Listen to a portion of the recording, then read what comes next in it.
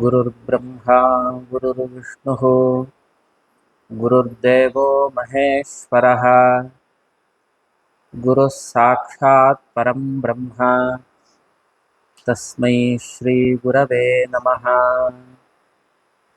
आपदामपहर्तारं दातारं सर्वसम्पदां लोकाभिरामं श्रीरामं भूयो भूयो नमाम्यहम्।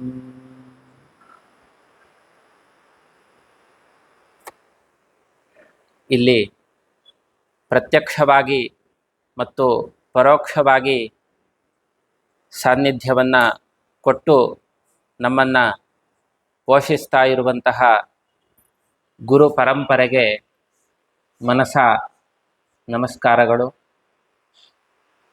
ಕ್ಷೇತ್ರದ ಆರಾಧ್ಯ ದೈವನಾದಂತಹ ಸಪರಿವಾರ ಶ್ರೀ ಸೀತಾರಾಮಚಂದ್ರ ದೇವರ ಪಾದಪದ್ಮಗಳಲ್ಲಿ ನಮಸ್ಕಾರಗಳು. ಈ ಜ್ಞಾನ ಪ್ರವಚನ ಧಾರೆಯ ಮುಂದುವರಿಕೆಯಾಗಿ ಇಂದು ಆಯ್ಕೆ ಮಾಡಿಕೊಂಡಿರುವಂತಹ ವಿಷಯ ಇವತ್ತಿನ ಕಾಲಕ್ಕೆ ಅಂದರೆ 21ನೇ ಶತಮಾನದ ಈ ಕಾಲಕ್ಕೆ ಧರ್ಮ ಶಾಸ್ತ್ರಗಳು ಬೇಕೇ ಅಂತ.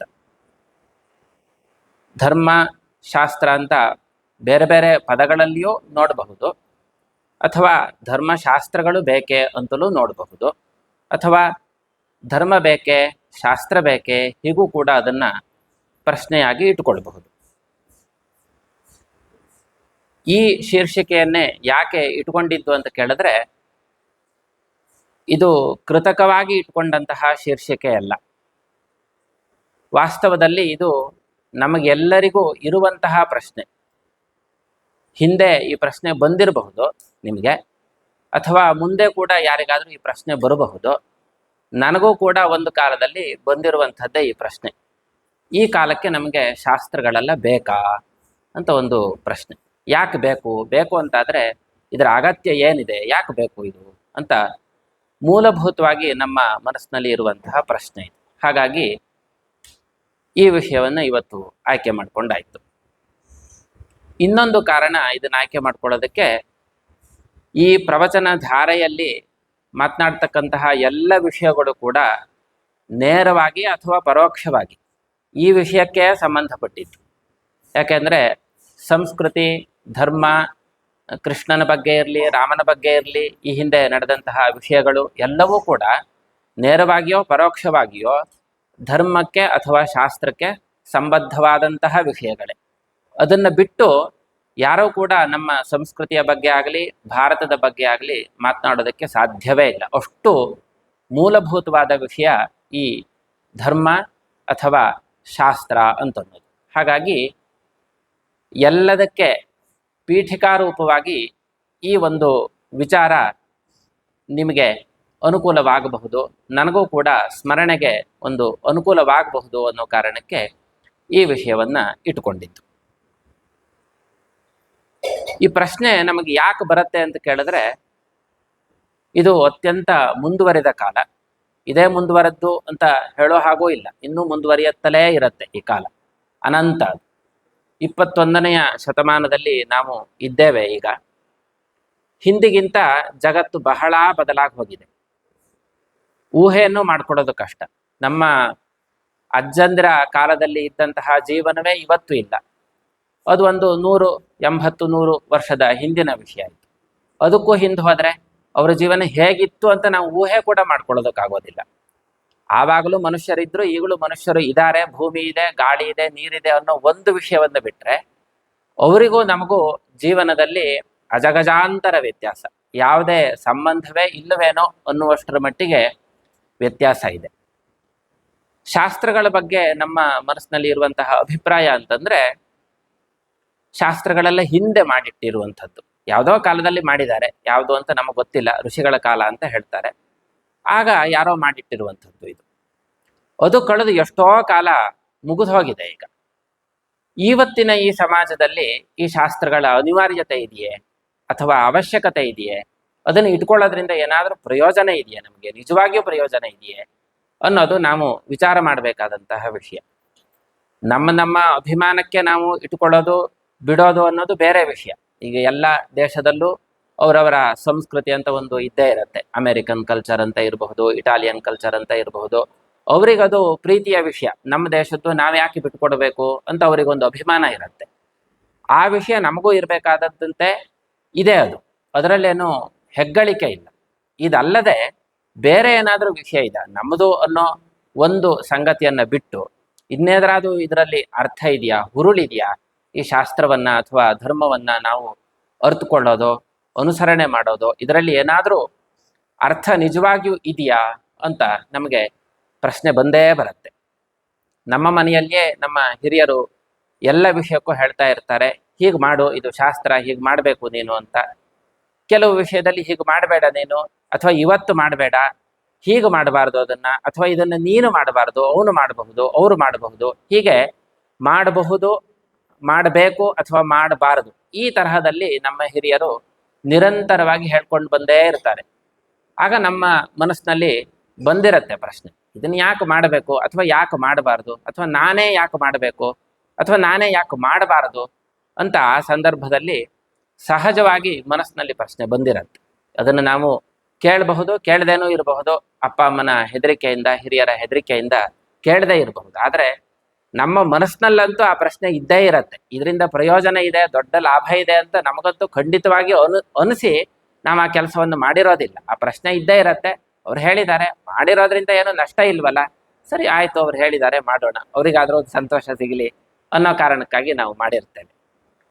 ಹಾಗಾಗಿ ಅತ್ಯಂತ ಮೂಲಭೂತವಾಗಿ ನಾವು ಈ ಪ್ರಶ್ನೆಯನ್ನ ಕೇಳ್ಕೊಳ್ಳೇಬೇಕು. ಮಾತ್ರ ಅಲ್ಲ, ಅದಕ್ಕೆ ಉತ್ತರವನ್ನು ನಾವು ಕಂಡುಕೊಳ್ಳಲೇಬೇಕು. ಕೇವಲ ಅಭಿಮಾನದ ವಿಷಯ ಅಂದ್ರೆ ಬೇರೆ. ಅಭಿಮಾನ ಅವರವರ ತಿಳುವಳಿಕೆ, ಅವರವರ ಅಭ್ಯಾಸದ ಮೇಲೆ, ಯಾವ ವಿಷಯದ ಮೇಲೆ ಬೇಕಾದರೂ ಇರಬಹುದು. ಒಳ್ಳೆಯ ವಿಷಯದ ಮೇಲೆ ಇರಬೇಕು ಅಂತೇನೂ ಇಲ್ಲ, ಅದು ಅವರವರ ಅಭಿಮಾನದ ವಿಷಯ. ಆದರೆ ಸತ್ಯ, ಅದು ಅದರಿಂದ ಲಾಭ ಇದೆ, ಪ್ರಯೋಜನ ಇದೆ ಅಂತಂದಾಗ ಅದರ ಮೇಲೆ ಹುಟ್ಟುವ ಅಭಿಮಾನ, ಆ ಒಂದು ವಿಶ್ವಾಸ, ಅದು ಬೇರೆ ರೀತಿಯದ್ದು. ಹಾಗಾಗಿ ಅಭಿಮಾನವನ್ನು ಹೊರತುಪಡಿಸಿ ನಮ್ಮ ಸಂಸ್ಕೃತಿ, ಶಾಸ್ತ್ರ ಅಥವಾ ಧರ್ಮದಲ್ಲಿ ಬೇರೆ ಏನಾದರೂ ವಿಷಯ ಇದೆಯಾ, ಇವತ್ತಿಗದು ಪ್ರಸ್ತುತವೇ, ನಮಗದು ಬೇಕಾಗಿದೆಯಾ ಅಂತ ನಾವು ಇವತ್ತು ವಿಚಾರ ಮಾಡಬೇಕಾಗಿದೆ. ಆರಂಭದಲ್ಲಿ ನಮಗೆ ಶಾಸ್ತ್ರದ ಬಗ್ಗೆ ಇವತ್ತು ಏನು ಪರಿಚಯ ಇದೆ, ಅಥವಾ ಇವತ್ತಿನ ಸಮಾಜದಲ್ಲಿ ಯಾವ ತರಹದ ತಿಳುವಳಿಕೆ ಇದೆ ಅಂತ ನೋಡೋದಾದ್ರೆ ನಾವು ಉದಾಹರಣೆಯ ಮೂಲಕ ನೋಡಬಹುದು. ಹೀಗೆ ಮಾಡು ಅಥವಾ ಹೀಗೆ ಮಾಡಬೇಡ, ಈ ಎರಡು ರೂಪದಲ್ಲಿಯೇ ಶಾಸ್ತ್ರಗಳು ಇರುತ್ತೆ. ಈ ಉದಾಹರಣೆಗೆ ಕ್ಷೌರ ಅಂತ ಅನ್ಕೊಳ್ಳಿ. ಕ್ಷೌರ ಅಂದ್ರೆ ಸಾಮಾನ್ಯ ಗೊತ್ತಾಗಬಹುದು ಅಂತ ಅಂದ್ಕೊಳ್ತೇನೆ, ಯಾಕೆಂದ್ರೆ ಇಲ್ಲಿರೋರಲ್ಲಿ ಹಳ್ಳಿಯಿಂದ ಬಂದಂಥವರು ಹೆಚ್ಚಾಗಿ ಇದ್ದೀರಿ. ಹಾಗಾಗಿ ಅದಿಲ್ಲದೆ ಪೇಟೆಯಲ್ಲೇ ಬೆಳೆದವರಾದ್ರೆ ಕ್ಷೌರ ಅಂದ್ರೆ ಅವ್ರಿಗೆ ಗೊತ್ತಾಗೋದೇ ಇಲ್ಲ. ಅವರಿಗೆ ಹೇರ್ ಕಟಿಂಗ್ ಅಥವಾ ಸಲೂನ್ ಅಂತಂದ್ರೆ ಗೊತ್ತಾಗತ್ತೆ. ಇನ್ನು ನಾಪಿತ ಅಂದ್ರಂತೂ ಗೊತ್ತಾಗುವ ಸಾಧ್ಯತೆ ಇಲ್ಲ, ತುಂಬಾ ಹಳೆಯ ಪದ ಆಗೋಯ್ತು ಅದು. ನಾಪಿತ ಅಂದ್ರೆ ಏನು, ಪಿತ ಅಂದ್ರೆ ಗೊತ್ತು, ಸಂಸ್ಕೃತ ತಂದೆ ಅಂತ ಹೆಸರು. ನಾ ಅಂತ ಇದೆ, ಏನು ಕನ್ನಡದ ನಾನು ಅಂತನೋ ಅಥವಾ ಸಂಸ್ಕೃತದ ನಾ ಅಂತನೋ ಏನು ಅಂತಾನೆ ಗೊತ್ತಾಗೋದಿಲ್ಲ ಇವತ್ತಿನ ಮಕ್ಕಳಿಗೆ. ಅಂದ್ರೆ ಅಷ್ಟು ದೂರ ದೂರ ಹೋಗಿದ್ದೇವೆ ನಾವು, ನಮ್ಮ ಸಂಸ್ಕೃತಿ ನಿಷ್ಠವಾದಂತಹ ಸಂಸ್ಕೃತ ಭಾಷೆಯಿಂದ ಅಷ್ಟು ದೂರ ಹೋಗಿದ್ದೇವೆ. ಇರ್ಲಿ, ಈ ಕ್ಷೌರದ ವಿಷಯದಲ್ಲೇ ನಾವು ನೋಡೋದಾದ್ರೆ ಎಷ್ಟು ರೀತಿಯಲ್ಲಿ ಶಾಸ್ತ್ರಗಳಿದೆ. ಹುಟ್ಟಿದ ವಾರ ಕ್ಷೌರವನ್ನು ಮಾಡಿಸ್ಕೊಳ್ಬಾರದು ಅಂತ ಶಾಸ್ತ್ರ, ಹುಣ್ಣಿಮೆ ದಿವಸ ಮಾಡಿಸ್ಕೊಳ್ಬಾರದು ಅಂತ ಶಾಸ್ತ್ರ, ಅಮಾವಾಸ್ಯೆಯ ದಿವಸ ಮಾಡಿಸ್ಕೊಳ್ಬಾರದು ಅಂತ ಶಾಸ್ತ್ರ, ಹುಟ್ಟಿದ ನಕ್ಷತ್ರ ಅವತ್ತು ಇದ್ರೆ ಆ ದಿನ ಮಾಡಿಸ್ಕೊಳ್ಬೇಡ ಅಂತ ಶಾಸ್ತ್ರ. ಮಾಡಿಸ್ಕೊಳ್ಬೇಡ ಅನ್ನೋದಕ್ಕೆ ಇಷ್ಟು ಶಾಸ್ತ್ರ ಆದ್ರೆ ಇಂತಿಂಥ ಸಮಯದಲ್ಲಿ ಮಾಡಿಸ್ಕೊಳ್ಳಲೇಬೇಕು ಅಂತನೂ ಕೂಡ ಶಾಸ್ತ್ರ ಇದೆ. ಅವರ ತಂದೆ ತಾಯಿಯ ಕ್ರಿಯಾಚರಣೆಯ ಸಂದರ್ಭ ಬಂತು, ಅವರು ಮೃತರಾಗಿದ್ದಾರೆ ಅನ್ನುವ ಸಂದರ್ಭ ಇದ್ರೆ, ಈಗ ವಾರಾತಿಥಿ ಏನನ್ನೂ ನೋಡದೆ ಆಗ ನೀನು ಕ್ಷೌರವನ್ನು ಮಾಡಿಸ್ಕೊಳ್ಳಲೇಬೇಕು, ಬಿಡೋ ಹಾಗಿಲ್ಲ ಅಂತ ಶಾಸ್ತ್ರ ಇದೆ. ಹೀಗೆ ಕ್ಷೌರವನ್ನು ಮಾಡಿಸ್ಕೊಳ್ಳೋದಕ್ಕೂ ಶಾಸ್ತ್ರ ಇದೆ, ಮಾಡಿಸ್ಕೊಳ್ಬಾರದು ಅನ್ನೋದಕ್ಕೂ ಶಾಸ್ತ್ರ ಇದೆ, ಯಾರು ಮಾಡಿಸ್ಕೊಳ್ಬೇಕು ಅನ್ನೋದಕ್ಕೂ ಶಾಸ್ತ್ರ ಇದೆ. ಪುರುಷರಿಗೆ ಮಾಡಿಸ್ಕೊಳ್ಳುವಂಥದ್ದು ಶಾಸ್ತ್ರ, ಸ್ತ್ರೀಯರು ಮಾಡಿಸ್ಕೊಳ್ಳುವ ಹಾಗೆ ಇಲ್ಲ. ಮಾಡಿಸ್ಕೊಳ್ಬಾರದು ಅನ್ನೋದು ಅವ್ರಿಗೆ ಶಾಸ್ತ್ರ, ಮಾಡಿಸ್ಕೊಳ್ಬೇಕು ಅನ್ನೋದು ಪುರುಷರಿಗೆ ಶಾಸ್ತ್ರ. ಕೆಲವರಿಗೆ ಮಾಡಿಸ್ಕೊಳ್ಬೇಕು, ಕೆಲವರಿಗೆ ಇಲ್ಲ. ಕೆಲವು ಕಾಲದಲ್ಲಿ ಮಾಡಿಸ್ಕೊಳ್ಬೇಕು, ಕೆಲವು ಕಾಲದಲ್ಲಿ ಇಲ್ಲ. ಹೀಗೆ ಎಷ್ಟು ವಿಧದ ಶಾಸ್ತ್ರ. ಇದು ಒಂದೇ ಒಂದು ವಿಷಯದ ಬಗ್ಗೆ ಇದೆ. ಇದು ಒಂದು ಸಣ್ಣ ಭಾಗ ನಮ್ಮ ಸಂಸ್ಕೃತಿಯಲ್ಲಿ. ಇದೇ ತರಹ ನಾವು ನೋಡಿದ್ರೆ ಎಲ್ಲ ವಿಷಯಗಳಲ್ಲೂ ಇದೆ. ಅದು ಇಲ್ಲದೆ ಇರುವಂತಹ ವಿಷಯವೇ ಇಲ್ಲ. ಶಾಸ್ತ್ರವಿಲ್ಲದ ಒಂದೇ ಒಂದು ವಿಷಯ ನಮ್ಮ ಭಾರತದ ಜನರ ಜೀವನದಲ್ಲಿ ಇಲ್ಲ. ನಾವು ಬೆಳಗ್ಗೆ ಏಳುವಾಗಲೇ ಶಾಸ್ತ್ರ ಶುರುವಾಗತ್ತೆ. ತಾಯಿ ಸಾಮಾನ್ಯವಾಗಿ ಮಕ್ಕಳಿಗೆ ಹೇಳ್ಕೊಡ್ತಾಳೆ, ಬಲಮಗ್ಲಲ್ಲಿ ಏಳು, ಎಡಮಗ್ಲಲ್ಲಿ ಏಳಬೇಡ ಅಂತ ಆರಂಭದಲ್ಲಿಯೇ ಹೇಳ್ಕೊಟ್ಟು ಕಲಿಸ್ತಾಳೆ. ಬಲಮಗ್ಲಲ್ಲಿ ಏಳ್ಬೇಕು ಅನ್ನೋದು ಶಾಸ್ತ್ರ. ಹಾಗೆ ಏಳುವಲ್ಲಿಂದಲೇ ಶುರುವಾಗುವಂತಹ ಶಾಸ್ತ್ರ ಮುಂದೆ ಸ್ನಾನವನ್ನು ಹೇಗೆ ಮಾಡಬೇಕು, ವಸ್ತ್ರಧಾರಣೆಯನ್ನು ಹೇಗೆ ಮಾಡಬೇಕು, ಯಾರು ಎಂತಹ ವಸ್ತ್ರಗಳನ್ನು ಧರಿಸಬೇಕು, ಆಹಾರ ಸ್ವೀಕಾರ ಹೇಗೆ ಮಾಡಬೇಕು, ಯಾರು ಯಾವ ಆಹಾರವನ್ನು ಸ್ವೀಕಾರ ಮಾಡಬೇಕು, ಯಾವುದನ್ನು ಸ್ವೀಕಾರ ಮಾಡಬಾರದು, ಯಾವಾಗ ಸ್ವೀಕಾರ ಮಾಡಬೇಕು, ಅದರಲ್ಲೂ ಮತ್ತೆ ವೈವಿಧ್ಯ. ಮನೆಯಲ್ಲಿ ದೇವತಾ ಕಾರ್ಯ ಇದೆ ಅಂದರೆ ಅದಕ್ಕೆ ಬೇರೆ ರೀತಿಯ ಆಹಾರ, ಹಿರಿಯರ ಕಾರ್ಯ ಇದೆ, ಶ್ರಾದ್ದ ಇದೆ ಅಂತಂದ್ರೆ ಅದಕ್ಕೆ ಬೇರೆ ರೀತಿಯ ಆಹಾರ, ಹಬ್ಬ ಹರಿದಿನಗಳು ಬಂತು ಅಂದ್ರೆ, ಕೃಷ್ಣನ ಹಬ್ಬ ಬಂದ್ರೆ ಅದಕ್ಕೆ ಬೇರೆ ರೀತಿಯ ಆಹಾರ.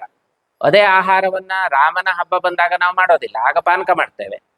ಗಣೇಶನ ಹಬ್ಬ ಬಂದಾಗ ಇನ್ನು ಕೆಲವು ಬೇರೆ ಆಹಾರವನ್ನ ನಾವು ಸಿದ್ಧಪಡಿಸಿ ನೈವೇದ್ಯವನ್ನ ಸಮರ್ಪಣೆ ಮಾಡ್ತೇವೆ. ಹೀಗೆ ಎಲ್ಲ ವಿಷಯದಲ್ಲೂ ಕೂಡ ವೈವಿಧ್ಯ ಇದೆ, ವಿಭಿನ್ನತೆ ಇದೆ, ಬೇರೆ ಬೇರೆ ರೀತಿಯಲ್ಲಿ ಶಾಸ್ತ್ರ ಇದೆ, ಒಂದೇ ರೂಪದಲ್ಲದಿಲ್ಲ. ಅದು ಎಷ್ಟು ಇದೆ, ಹೇಗಿದೆ, ಯಾವ್ಯಾವ ರೀತಿಯಲ್ಲಿದೆ ಅಂತ ಒಂದು ಸಂಕ್ಷೇಪವಾಗಿಯೂ ಕೂಡ ನಾವು ಇದು ಮಾಡ್ಕೊಳ್ಳೋದು ಕಷ್ಟ. ಅಷ್ಟು ವಿಸ್ತಾರವಾಗಿ ಎಲ್ಲ ವಿಷಯದಲ್ಲಿ ಶಾಸ್ತ್ರಗಳು ಹಾಸು ಹೊಕ್ಕಾಗಿ ನಮ್ಮ ಜೀವನದಲ್ಲಿ ಇತ್ತು. ಎಷ್ಟೋ ಭಾಗ ಇವತ್ತು ಕಳಚಿ ಹೋಗಿದೆ. ದಿನವಿಡೀ ಶಾಸ್ತ್ರ, ಬೆಳಗ್ಗೆ ಎದ್ದಲಿಂದ ಆರಂಭ ಮಾಡಿ ಮಲಗುವವರೆಗೆ, ಮಲಗುವಂತಹ ಸಮಯದಲ್ಲೂ ಕೂಡ ನಾವು ಶೇಷಶಾಹಿಯಾದಂತಹ ಕೃಷ್ಣನನ್ನ, ವಿಷ್ಣುವನ್ನ, ಕ್ಷೀರಸಾಗರದಲ್ಲಿ ಮಲಗಿದಂತಹ ವಿಷ್ಣುವನ್ನ ಸ್ಮರಣೆ ಮಾಡಿಕೊಂಡು ಮಲಗಬೇಕು ಎಂಬುದಾಗಿ ಶಾಸ್ತ್ರ. ನಿದ್ದೆ ಮಾಡಿದಾಗ ದುಸ್ವಪ್ನಗಳು ಬರಬಾರದು ಎನ್ನುವ ಕಾರಣಕ್ಕೆ ರಾಮಂ, ಸ್ಕಂದಂ, ಹನುಮಂತಂ ಅಂತ ಆ ದೇವತಾ ಸ್ಮರಣೆಯನ್ನ ಮಾಡಿಕೊಂಡು ಮನ್ಕೊಳ್ಬೇಕು ಅಂತ ಶಾಸ್ತ್ರ. ಹೀಗೆ ಬೆಳಗ್ಗೆ ಎದ್ದಲ್ಲಿಂದ ಮಲಗುವವರೆಗೆ ಜೀವನ ಪೂರ್ತಿ ಶಾಸ್ತ್ರ ಇದೆ. ಹುಟ್ಟಿದ ಕ್ಷಣದಿಂದ ಆರಂಭ ಮಾಡಿ, ಹುಟ್ಟಿದ ಕ್ಷಣ ಅಂದ್ರೆ ಇನ್ನೂ ನಾಲಚ್ಛೇದವನ್ನು ಮಾಡಿರೋದಿಲ್ಲ, ಅಂದ್ರೆ ಕರುಳು ಬಳ್ಳಿ ಅಂತ ನಾವು ಹೇಳ್ತೀವಲ್ಲ, ಮಗುವಿಗೂ ತಾಯಿಗೂ ಸಂಬಂಧಪಟ್ಟಂತಹ ಸಂಬಂಧವನ್ನು ಏರ್ಪಡಿಸಿರುವಂತಹ ಒಂದು ತಂತು, ಅದನ್ನ ಕತ್ತರಿಸುವ ಮೊದಲೇ ಶಾಸ್ತ್ರ ಅನ್ನೋದು ಆರಂಭವಾಗುತ್ತೆ. ಅಂದ್ರೆ ಅದಕ್ಕೂ ಮೊದಲೇ ಜಾತಕರ್ಮ ಅನ್ನುವಂತಹ ಸಂಸ್ಕಾರವನ್ನ ಮಾಡಬೇಕು ಎಂಬುದಾಗಿ ಶಾಸ್ತ್ರ ಹೇಳುತ್ತೆ. ಅಷ್ಟು ಆರಂಭದಲ್ಲಿ ಶುರುವಾಗುವಂತಹ ಶಾಸ್ತ್ರ. ಅಷ್ಟು ಆರಂಭದಲ್ಲಿ ಅಂತಂದ್ರೆ ಇನ್ನೂ ಸೂಕ್ಷ್ಮವಾಗಿ ನೋಡೋದಾದ್ರೆ ಅದಕ್ಕೂ ಮೊದಲು ಶಾಸ್ತ್ರ ಇದೆ. ಮಗು ಹುಟ್ಟುವ ಮೊದಲು ತಂದೆ ತಾಯಿಯರು ಹೇಗಿರಬೇಕು ಅನ್ನೋದಕ್ಕೂ ಶಾಸ್ತ್ರ ಇದೆ. ಹುಟ್ಟಿದ ಮೇಲೆ ಜಾತಕರ್ಮ ಆಯಿತು, ನಾಮಕರಣ ಹೇಗೂ ಇದ್ದೇ ಇದೆ. ಮೊದಲ ಬಾರಿಗೆ ಅದು ಆಹಾರ ಸ್ವೀಕಾರವನ್ನು ಮಾಡುತ್ತೆ, ಅನ್ನಪ್ರಾಶನ ಅಂತ ಹೇಳ್ತೀವಿ. ಕಿವಿ ಚುಚ್ಚೋದಿದೆ, ಕರ್ಣವೇಧನ, ಮುಂದೆ ಚೌಲ, ಉಪನಯನ ಅಥವಾ ವಿವಾಹ, ಹೀಗೆ ಮುಂದುವರ್ಕೊಂಡು ಹೋಗ್ತಾನೇ ಇರತ್ತೆ. ಅದು ಮದುವೆ ಆದಮೇಲೆ ಕರ್ಮಗಳು ಅವನಿಗೆ ಬೇರೆ ಬೇರೆ ರೀತಿಯಲ್ಲಿ ಇರತ್ತೆ. ಪ್ರತಿ ದಿವಸ ದೇವರ ಪೂಜೆಯನ್ನು ಮಾಡಬೇಕು, ವೈಶ್ವದೇವವನ್ನು ಮಾಡಬೇಕು, ಉಪಾಸನವನ್ನು ಮಾಡಬೇಕು. ಹೀಗೆ ನಾನಾ ರೂಪದಲ್ಲಿ ಅವನಿಗೆ ಬೇರೆ ಬೇರೆ ಕ್ರಿಯೆಗಳನ್ನ ಶಾಸ್ತ್ರ ವಿಧಿಸ್ತಾ ಇದೆ. ಹೋಗಲಿ, ಸಾಯುವಾಗ್ಲೂ ಆದ್ರೂ ಇದೆಲ್ಲ ಬಿಟ್ಟು ಹೋಗತ್ತಾ ಅಂತ ಕೇಳಿದ್ರೆ ಆವಾಗ್ಲೂ ಬಿಡೋದಿಲ್ಲ. ಇದು ಎಲ್ಲಿ ಸಾಯ್ತಾನೆ, ಹೇಗೆ ಸಾಯ್ತಾನೆ ಅನ್ನೋದು ಕೂಡ ಶಾಸ್ತ್ರಕ್ಕೆ ವಿಷಯವಾಗಿದೆ. ಇವತ್ತೆಲ್ಲ ಹೆಚ್ಚಿನ ಮರಣಗಳು ಸಾಮಾನ್ಯವಾಗಿ ಬೆಡ್ ಮೇಲೆ, ಮಂಚದ ಮೇಲೆ ಆಗುತ್ತೆ. ಆದರೆ ಶಾಸ್ತ್ರದ ಪ್ರಕಾರ ಅದು ಒಂದು ದೋಷ. ಮಂಚದ ಮೇಲೆ ಮರಣವಾದರೆ ಅದಕ್ಕೆ ಪ್ರಾಯಶ್ಚಿತ್ತವನ್ನ ಮಾಡ್ತಾರೆ ದಹನ ಮಾಡುವಂತಹ ಸಂದರ್ಭದಲ್ಲಿ. ಎಲ್ಲಿ ಸಾಯ್ಬೇಕು, ಹೇಗೆ ಸಾಯ್ಬೇಕು ಅನ್ನೋದಕ್ಕೂ ಕೂಡ ಶಾಸ್ತ್ರ ಇದೆ. ಅದು ಆಕಸ್ಮಿಕವಾಗಿ ಆಗಿ ಹೋದ್ರೆ ಬೇರೆ ವಿಷಯ. ಸಾವು ಬರ್ತಾ ಇದೆ ಅಂತ ಇವನಿಗೆ ಏನಾದರೂ ಗೊತ್ತಾಗೋ ಹಾಗಿದ್ರೆ ಅವನು ತಕ್ಷಣ ಭೂಮಿಯಲ್ಲಿ ಗೋಮಯವನ್ನ ಲೇಪನ ಮಾಡಿಕೊಂಡು ಅದರ ಮೇಲೆ ದರ್ಭೆಯನ್ನ ಹಾಕಿ, ತಿಲವನ್ನ ಹಾಕಿ, ಅದರ ಮೇಲೆ ದರ್ಭೆಯ ಮೇಲೆ ಮಲಗಿಕೊಂಡು ಪ್ರಾಣತ್ಯಾಗವನ್ನು ಮಾಡಬೇಕು ಎಂಬುದಾಗಿ ಶಾಸ್ತ್ರ ಹೇಳುತ್ತೆ. ಸತ್ತ ಮೇಲೆ ಮಾಡುವಂಥದ್ದಲ್ಲ. ಮುಮೂರ್ಷುಹು ಅಂದ್ರೆ ಪ್ರಾಣ ಹೋಗ್ತಾ ಇದೆ ಅನ್ನುವಂತಹ ಸಂದರ್ಭದಲ್ಲಿ ಆ ವ್ಯಕ್ತಿ ಮಾಡಬೇಕಾದಂತಹ ಆಚರಣೆ. ಆ ಕಾಲದಲ್ಲಿ ಅವನು ದಾನವನ್ನ ಮಾಡಬೇಕು ಎಂಬುದಾಗಿ ಶಾಸ್ತ್ರ ಹೇಳುತ್ತೆ. ಅದಕ್ಕೆ ಆತುರ ದಾನ ಅಂತೆಲ್ಲ ಕರೀತಾರೆ. ಹೀಗೆ ಸಾಯುವ ಕಾಲದಲ್ಲೂ ಶಾಸ್ತ್ರ ನಮ್ಮನ್ನ ಬಿಡೋದಿಲ್ಲ, ಅದು ಮಾತ್ರ ಬದುಕಿಯೇ ಇರುತ್ತೆ. ಸತ್ತ ಮೇಲೂ ಬಿಡೋದಿಲ್ಲ, ಆಮೇಲೂ ಕೂಡ ಅದಕ್ಕೆ ಮಾಡುವಂತಹ ಕ್ರಿಯಾಚರಣೆಗಳು ಬೇಕಾದಷ್ಟು ಇದ್ದೇ ಇದೆ. ಸತ್ತು ಎಷ್ಟೋ ವರ್ಷಗಳಾದರೂ ಕೂಡ ಮಕ್ಕಳು ಆ ಸಂಬಂಧವಾಗಿ ಕಾರ್ಯಗಳನ್ನು ಮಾಡ್ತಾನೇ ಇರ್ತಾರೆ. ಹೀಗೆ ಜೀವನದ ಆರಂಭದಿಂದ ಕೊನೆಯವರೆಗೆ, ಬೆಳಗ್ಗೆ ಎದ್ದಲಿಂದ ಮಲಗುವವರೆಗೆ, ವರ್ಷದ ಆರಂಭದಿಂದ ವರ್ಷದ ತುದಿಯವರೆಗೆ. ವರ್ಷದ ಆರಂಭ ಅಂದ್ರೆ ಯುಗಾದಿ. ಯುಗಾದಿಯಲ್ಲಿ ಒಂದಷ್ಟು ಶಾಸ್ತ್ರಗಳಿದೆ. ಬೇವು ಬೆಲ್ಲವನ್ನ ಬೇರೆಯವರಿಗೆ ಹಂಚಿ ನೀವು ಸ್ವೀಕರಿಸಿ ಅಂತ ಶಾಸ್ತ್ರ ಇದೆ. ಆ ದಿವಸ ಪಂಚಾಂಗವನ್ನು ಪೂಜೆ ಮಾಡಿ ವರ್ಷದ ಫಲವನ್ನು ಕೇಳಬೇಕು, ತಿಳ್ಕೊಳ್ಬೇಕು, ಅದನ್ನು ಹೇಳುವಂತಹ ಜ್ಯೋತಿಷಿಗೆ ಸತ್ಕಾರವನ್ನು ಮಾಡಬೇಕು, ಅವನ ಆಶೀರ್ವಾದವನ್ನು ಪಡ್ಕೊಳ್ಬೇಕು ಎಂಬುದಾಗಿ ಶಾಸ್ತ್ರ ಇದೆ. ಯುಗಾದಿಯಿಂದ ಆರಂಭ ಮಾಡಿದರೆ ವರ್ಷಾರಂಭ, ಕೆಲವು ದಿನಕ್ಕೆ ರಾಮನವಮಿ ಬಂತು. ರಾಮನವಮಿಯ ಆಚರಣೆ ಅದಕ್ಕೊಂದಷ್ಟು ಶಾಸ್ತ್ರ ಇದೆ. ಮುಂದೆ ಅಕ್ಷಯ ತೃತೀಯ, ಗಣಪತಿಯ ಹಬ್ಬ, ಶ್ರಾವಣ ಮಾಸ ಬರುತ್ತೆ, ವರಮಹಾಲಕ್ಷ್ಮಿ ವ್ರತ ಇದೆ, ಕೃಷ್ಣಾಷ್ಟಮಿ ಬರುತ್ತೆ, ಮುಂದೆ ದೀಪಾವಳಿ ಬರುತ್ತೆ, ನವರಾತ್ರಿ, ಹೀಗೆ ಉದ್ದಕ್ಕೂ ಬೇರೆ ಬೇರೆ ಪರ್ವದ ಆಚರಣೆ ಇದೆ. ಅಲ್ಲೆಲ್ಲವೂ ಕೂಡ ಬೇರೆ ಬೇರೆ ರೀತಿಯಲ್ಲಿ ಶಾಸ್ತ್ರ ಇದ್ದೇ ಇದೆ. ಹೀಗೆ ನೀವು ಯಾವ ತರಹದಲ್ಲ ನೋಡಿದ್ರೂ ಕೂಡ ಶಾಸ್ತ್ರವನ್ನು ಬಿಟ್ಟು ಭಾರತೀಯ ಯಾರೋ ಬದುಕಲಿಕ್ಕೆ ಸಾಧ್ಯವೇ ಇಲ್ಲ, ಯಾವ ವ್ಯಕ್ತಿಯೂ ಸಾಧ್ಯವೇ ಇಲ್ಲ. ಆ ಮಟ್ಟಿಗೆ ಶಾಸ್ತ್ರ ನಮ್ಮ ಜೊತೆಗೆ ಬೆಸ್ತುಕೊಂಡಿದೆ. ಹಾಗಿರೋದ್ರಿಂದಲೇ ಈ ಪ್ರಶ್ನೆ ನಮಗೆ ಬರುವಂಥದ್ದು, ಈ ಮಟ್ಟಕ್ಕೆ ಈ ಕಾಲಕ್ಕೆ ನಮಗೆ ಶಾಸ್ತ್ರಗಳು ಬೇಕಾಗಿದೆಯಾ, ಏನು ಅದರ ಮಹತ್ವ, ಯಾಕಾಗಿ ಬೇಕು, ಅದು ಬಿಟ್ಟರೆ ಏನು ಸಮಸ್ಯೆ ನಮಗೆ ಅಂತ. ಈಗ ಉದಾಹರಣೆಯಲ್ಲಿ ನೋಡದಂತೆ ಕ್ಷೌರಕ್ಕೆ ಇಷ್ಟೆಲ್ಲ ನಿಯಮಗಳನ್ನ ಭಾರತೀಯರು ಹೇಳ್ಕೊಂಡು ಬಂದಿದ್ದಾರೆ ಯಾವುದೋ ಕಾಲದಿಂದ, ಇವತ್ತಿಗೂ ಅದನ್ನು ಎಷ್ಟೋ ಜನ ಆಚರಣೆ ಮಾಡ್ತಾ ಇದ್ದಾರೆ. ಆದರೆ ಇವರು ಅಲ್ಪಸಂಖ್ಯಾತರು. ಪ್ರಪಂಚದಲ್ಲಿ ಇರುವಂತಹ ಬಹುಸಂಖ್ಯಾತರು ಈ ಯಾವ ನಿಯಮವನ್ನು ಇಟ್ಕೊಂಡೇ ಇಲ್ಲ. ಅವರು ಯಾವತ್ತು ಬೇಕಾದರೂ ಕ್ಷೌರವನ್ನು ಮಾಡಿಸ್ಕೊಳ್ತಾರೆ, ಯಾರು ಬೇಕಾದರೂ ಮಾಡಿಸ್ಕೊಳ್ತಾರೆ, ಸ್ತ್ರೀಯರು ಕೂಡ ಮಾಡಿಸ್ಕೊಳ್ತಾರೆ. ಅವ್ರಿಗೇನು ಅದರಲ್ಲಿ ಸಂಕೋಚದ ವಿಷಯ ಇಲ್ಲ, ಯಾರು ಬೇಕಾದರೂ ಮಾಡಿಸ್ಕೊಳ್ತಾರೆ, ಯಾವಾಗ ಬೇಕಾದರೂ ಆಗಬಹುದು, ಹೇಗೆ ಬೇಕಾದರೂ ಆಗಬಹುದು. ಇಂಥ ಒಂದು ಸ್ವರೂಪದಲ್ಲಿ ಆಗಬೇಕು ಅಂತ ಇಲ್ಲ, ಅದರಲ್ಲೂ ವಿಭಿನ್ನವಾದಂತಹ ಒಂದು ಶೈಲಿಯನ್ನು ಅವರು ಇಟ್ಕೊಳ್ಬಹುದು, ಕೇಶ ವಿನ್ಯಾಸವನ್ನು ಇಟ್ಕೊಳ್ಬಹುದು. ಹೀಗೆ ನಾನಾ ರೀತಿಯಲ್ಲಿ ಅದರ ಆಚರಣೆಯನ್ನು ಮಾಡ್ಕೊಳ್ಳೋರು ಇದ್ದಾರೆ. ಏನೋ ಮಾಡ್ಕೊಳ್ಳದೆ ಉದ್ದಕ್ಕೆ ಕೇಶವನ್ನ ಬಿಟ್ಕೊಳ್ಳುವಂತಹ ಅಭ್ಯಾಸವನ್ನು ಇಟ್ಕೊಂಡಿರಬಹುದು. ಅವ್ರು ಯಾರು ಹಾಗಾದ್ರೆ ಬದುಕಿಲ್ವಾ ಪ್ರಪಂಚದಲ್ಲಿ ಅಂತ ಕೇಳಿದ್ರೆ ಆರೋಗ್ಯವಾಗಿಯೇ ಬದುಕಿದ್ದಾರೆ. ಈ ನಿಯಮಗಳನ್ನು ಯಾರು ಇಟ್ಕೊಂಡಿದ್ದಾರೋ ಇವ್ರಿಗಿಂತ ಚೆನ್ನಾಗಿ ಅವರು ಬದುಕಿರಬಹುದು, ಆ ಸಾಧ್ಯತೆಯೂ ಇದೆ. ಹಾಗಾಗಿ ನಾವು ಹೇಗೆ ನಂಬಬಹುದು ಈ ಶಾಸ್ತ್ರವನ್ನ, ಇದನ್ನ ಅನುಸರಣೆ ಮಾಡೋದ್ರಿಂದ ನಮಗೆ ಪ್ರಯೋಜನ ಇದೆ ಅಂತ ನಮಗೆ ಹೇಗೆ ಗೊತ್ತಾಗ್ತಾ ಇಲ್ವಲ್ಲ ಅಂದ್ರೆ ನಮಗೆ ಎಷ್ಟೋ ವಿಷಯಗಳಲ್ಲಿ ಎಷ್ಟೋ ಸಂದರ್ಭಗಳಲ್ಲಿ ಅನಿಸಿರುತ್ತೆ, ಖಂಡಿತವಾಗಿಯೂ ಅನಿಸಿರುತ್ತೆ. ಹಾಗೆ ಅನಿಸಿರಬಹುದು ಅನ್ನುವ ಕಾರಣದಿಂದಲೇ ಈ ವಿಷಯವನ್ನ ನಾನು ಆರಂಭದಲ್ಲಿ ಆಯ್ಕೆ ಮಾಡಿಕೊಂಡಿರುವಂಥದ್ದು. ಇನ್ನು ಶಾಸ್ತ್ರಗಳು ರಚನೆಯಾದಂತಹ ಕಾಲದಲ್ಲಿ, ರಚನೆ ಅಂತ ಹೇಳಬಾರದು ಅದನ್ನ, ಯಾಕೆ ಅಂತ ನಾನು ಮುಂದೆ ಮಾತನಾಡುವಾಗ ತಿಳಿಸ್ತೇನೆ. ಶಾಸ್ತ್ರಗಳು ಪ್ರಚಾರಕ್ಕೆ ಬಂದಂತಹ ಕಾಲದಲ್ಲಿ ಅಥವಾ ಶಾಸ್ತ್ರವನ್ನ ಕೊಟ್ಟಂತಹ ಮಹರ್ಷಿಗಳು ಇದ್ದ ಕಾಲದಲ್ಲಿ ನಮಗೆ ತಿಳುವಳಿಕೆ ಕಡಿಮೆ ಇತ್ತು. ಆಗ ಇಷ್ಟೆಲ್ಲ ವಿಜ್ಞಾನ ಅಭಿವೃದ್ಧಿಯನ್ನು ಕಂಡಿರಲಿಲ್ಲ, ಇಷ್ಟೆಲ್ಲ ರಿಸರ್ಚ್ ಆಗಿರಲಿಲ್ಲ, ಎಷ್ಟೋ ವಿಷಯಗಳು ನಮಗೆ ಗೊತ್ತೇ ಇರಲಿಲ್ಲ, ವಾಹನ ಸೌಕರ್ಯ ಇರಲಿಲ್ಲ. ಹಾಗಾಗಿ ಎಲ್ಲ ಯಾತ್ರೆ ಮಾಡಿಕೊಂಡು ನಡ್ಕೊಂಡು ತೀರ್ಥಕ್ಷೇತ್ರವನ್ನ ದರ್ಶನ ಮಾಡ್ತಾ ಇದ್ರು, ಯಾತ್ರೆಯನ್ನು ಮಾಡ್ತಾ ಇದ್ರು. ಇವತ್ತು ಹಾಗಿಲ್ಲ, ಎಷ್ಟೋ ವಾಹನ ಸೌಕರ್ಯ ಇದೆ. ಆ ಕಾಲದಲ್ಲಿ ಇಲ್ಲದೆ ಇರುವಂತಹ ಎಷ್ಟೋ ವೈಜ್ಞಾನಿಕವಾದಂತಹ ಸಲಕರಣೆ ಇದೆ, ಎಷ್ಟೋ ವಿಷಯಗಳು ನಮಗೆ ಗೊತ್ತಾಗಿದೆ. ಇವತ್ತು ನಮಗೆ ಗೊತ್ತಾಗದೇ ಇರುವಂತಹ ವಿಷಯವೇ ಇಲ್ಲ. ಭೂಮಿಯಲ್ಲಿ ಏನೇನಿದೆ ಅಂತ ಎಲ್ಲವೂ ನಮಗೆ ಗೊತ್ತಾಗಿದೆ, ಸಮುದ್ರದ ಆಳದಲ್ಲಿ ಏನಿದೆ ಅಂತ ನಮಗೆ ಗೊತ್ತಾಗಿದೆ, ಅಂತರಿಕ್ಷದಲ್ಲಿ ಏನಿದೆ ಅಂತ ಗೊತ್ತಾಗಿದೆ, ಚಂದ್ರನಲ್ಲಿ ಏನಿದೆ ಅಂತ ಗೊತ್ತಾಗಿದೆ, ಅಲ್ಲಿಗೆ ನಾವು ನೌಕೆಯನ್ನು ಕಳಿಸಿದ್ದೇವೆ. ಮಂಗಳ ಗ್ರಹದಲ್ಲಿ ಏನಿದೆ ಅಂತ ನಮಗೆ ಗೊತ್ತಾಗಿದೆ, ಅಲ್ಲಿಗೂ ನೌಕೆಯನ್ನು ಕಳಿಸಿದ್ದೇವೆ. ಇನ್ನೂ ಈ ಪ್ರಯತ್ನ ಮುಂದುವರಿಯುತ್ತೆ. ಬಹುಶಃ ಮುಂದೆ ಯಾವುದೋ ಒಂದು ಕಾಲದಲ್ಲಿ ಬೇರೆ ಬೇರೆ ಗ್ರಹಗಳಿಗೂ ಕೂಡ, ಈಗ ನಗರದಿಂದ ನಗರಕ್ಕೆ ನಾವು ಪ್ರಯಾಣ ಮಾಡುವಂತೆ ಗ್ರಹದಿಂದ ಗ್ರಹಕ್ಕೆ ಪ್ರಯಾಣ ಮಾಡುವಂತಹ ಕಾಲವೂ ಬರಬಹುದು, ಹೇಳಲಿಕ್ಕಾಗೋದಿಲ್ಲ. ಅಷ್ಟರ ಮಟ್ಟಿಗೆ ವಿಜ್ಞಾನದ ಒಂದು ಪ್ರಭಾವ ಪ್ರಾಬಲ್ಯ ಇವತ್ತು ಕಾಣಿಸ್ತಾ ಇದೆ. ಇಷ್ಟೆಲ್ಲ ಮುಂದುವರೆದು ಇರುವಂತಹ ಈ ಸಂದರ್ಭದಲ್ಲಿ ಇದು ಯಾವುದೂ ಇಲ್ಲದೆ ಇರುವಂತಹ ಯಾವುದೋ ಕಾಲದಲ್ಲಿ, ತ್ರೇತಾಯುಗವೋ ಕೃತಯುಗವೋ ದ್ವಾಪರ ಯುಗವೋ, ಆ ಕಾಲದಲ್ಲಿ ಮಾಡಿಟ್ಟಂತಹ ಶಾಸ್ತ್ರಗಳನ್ನ ಇವತ್ತು ನಾವು ಇಟ್ಕೊಳ್ಳೋದ್ರಿಂದ ಏನು ಪ್ರಯೋಜನ ಆಗಬಹುದು? ನಮಗೆ ಏನೂ ಆಗೋದಕ್ಕೆ ಸಾಧ್ಯ ಇಲ್ಲ, ಅದು ಅವಶ್ಯಕತೆ ಇಲ್ಲ ಅಂತ ನಮಗೆ ಅನಿಸ್ಬಹುದು. ಇಂತಹ ಒಂದು ಸಂದರ್ಭದಲ್ಲಿ ನಾವು ಶಾಸ್ತ್ರದ ಸ್ವರೂಪ ಏನು, ಶಾಸ್ತ್ರ ಅಂದ್ರೆ ಏನು ಅಂತ ಮೊದಲು ಅರ್ಥ ಮಾಡ್ಕೊಳ್ಬೇಕು. ಅದು ಬೇಕೋ ಬೇಡವೋ ಆಮೇಲಿನ ವಿಷಯ. ನಮಗೊಂದು ವಸ್ತು ಅದು ಏನು ಅಂತ ಗೊತ್ತಾದ್ರೆ ಆಮೇಲೆ ಅದ್ರ ಉಪಯೋಗ ನಮಗೆ ಬೇಕೋ ಬೇಡವೋ ಅಂತ ನಾವು ನೋಡಬಹುದು. ಉದಾಹರಣೆಗೆ ಈ ಮೈಕು ಇಲ್ಲಿದೆ, ಇದು ಏನು ಅಂತ ನಮಗೆ ಗೊತ್ತಾದ್ರೆ ಇದನ್ನು ಬಳಸ್ಕೊಳ್ಬಹುದೋ ಬೇಡವೋ, ಯಾವಾಗ ಬೇಕು ಅನ್ನೋ ವಿಷಯನ ಮುಂದೆ. ಇದೇನು ಅಂತ ಗೊತ್ತಾದ್ರೆ ನಮಗೆ ಓಹೋ ಇದು ಇಲ್ಲಿ ಧ್ವನಿಯನ್ನು ಸ್ವೀಕರಿಸತ್ತೆ, ಅದು ಬೇರೆ ರೂಪದಲ್ಲಿ ವೈರ್ ಮುಖಾಂತರ ಹೋಗತ್ತೆ, ಮುಂದೆ ಅದರಲ್ಲಿ ಎಲ್ಲೋ ಒಂದು ಪೆಟ್ಟಿಗೆ ಇಟ್ಟಿರ್ತಾರೆ, ಅಲ್ಲಿ ಧ್ವನಿಯನ್ನ ದೊಡ್ಡದಾಗಿ ಮಾಡಿ 4 ಜನಕ್ಕೆ ಕೇಳಿಸುವಂತಹ ಧ್ವನಿಯನ್ನ ಒಂದು 10-6 ಜನಕ್ಕೆ ಕೇಳಿಸತ್ತೆ. ಇಷ್ಟು ವಿಷಯ ನಮಗೆ ಗೊತ್ತಿದ್ದಾಗ ಸಮಯ ಬಂದರೆ ನಾವು ಇದರ ಉಪಯೋಗವನ್ನು ಮಾಡ್ಕೊಳ್ಬಹುದು, ಬೇಡ ಅಂತಂದ್ರೆ ಅದನ್ನು ಆಫ್ ಮಾಡಿ ಬದಿಗೆ ಇಡಬಹುದು. ಹೀಗೆ ವಸ್ತುವಿನ ಸ್ವರೂಪ ಪರಿಚಯ ನಮಗೆ ಮೊದಲು ಆಗಬೇಕಾಗತ್ತೆ. ಆಮೇಲೆ ಅದರ ಲಾಭ ಇದೆಯೋ ಇಲ್ವೋ, ನಮಗಿದೆಯೋ ಇಲ್ವೋ, ಬೇಕೋ ಬೇಡವೋ, ಇವತ್ತಿನ ಕಾಲಕ್ಕೆ ಬೇಕೋ ಬೇಡವೋ, ಅದನ್ನೆಲ್ಲ ಮುಂದೆ ನಾವು ವಿಚಾರ ಮಾಡಬಹುದು. ಮೊದಲೇ ಹೇಳಿದಂತೆ ಶಾಸ್ತ್ರದ ಸ್ವರೂಪ ನಮಗೆ ಸಾಮಾನ್ಯವಾಗಿ ಗೊತ್ತಾಗುವಂಥದ್ದು ಎರಡು ರೂಪದಲ್ಲಿ, ಹೀಗೆ ಮಾಡು ಅಥವಾ ಹೀಗೆ ಮಾಡಬೇಡ ಅಂತ ಎರಡೇ ರೂಪದಲ್ಲಿ ಶಾಸ್ತ್ರಗಳು ಕಾಣಿಸುವಂಥದ್ದು. ನಮಗೆ ಎಷ್ಟೇ ವಿಷಯಗಳನ್ನು ನೀವು ಹುಡುಕಿ ಶಾಸ್ತ್ರದಲ್ಲಿ, ಒಂದೋ ಏವಂ ಕುರು ಏವಂ ಮಾ ಕುರು ಏವಂ ನ ಕುರ್ಯಾತ್ ಈ ರೂಪದಲ್ಲಿ ಇರುತ್ತೆ. ಏವಂ ಕುರು ಅಂದ್ರೆ ಹೀಗೆ ಮಾಡು ಅಂತ ಅರ್ಥ, ಏವಂ ಮಾ ಕುರು ಅಂದ್ರೆ ಹೀಗೆ ಮಾಡಬೇಡ ಅಂತ ಅರ್ಥ. ಈ ಎರಡೇ ರೂಪದಲ್ಲಿ ನಮಗೆ ಶಾಸ್ತ್ರ ಕಾಣಿಸುವಂಥದ್ದು. ಇದನ್ನ ನಾವು ಶಾಸ್ತ್ರೀಯ ಭಾಷೆಯಲ್ಲಿ ಹೇಳಬೇಕು ಅಂದ್ರೆ ವಿಧಿ ನಿಷೇಧ ರೂಪದಲ್ಲಿ ಇದೆ ಅಂತ ಹೇಳಬೇಕು.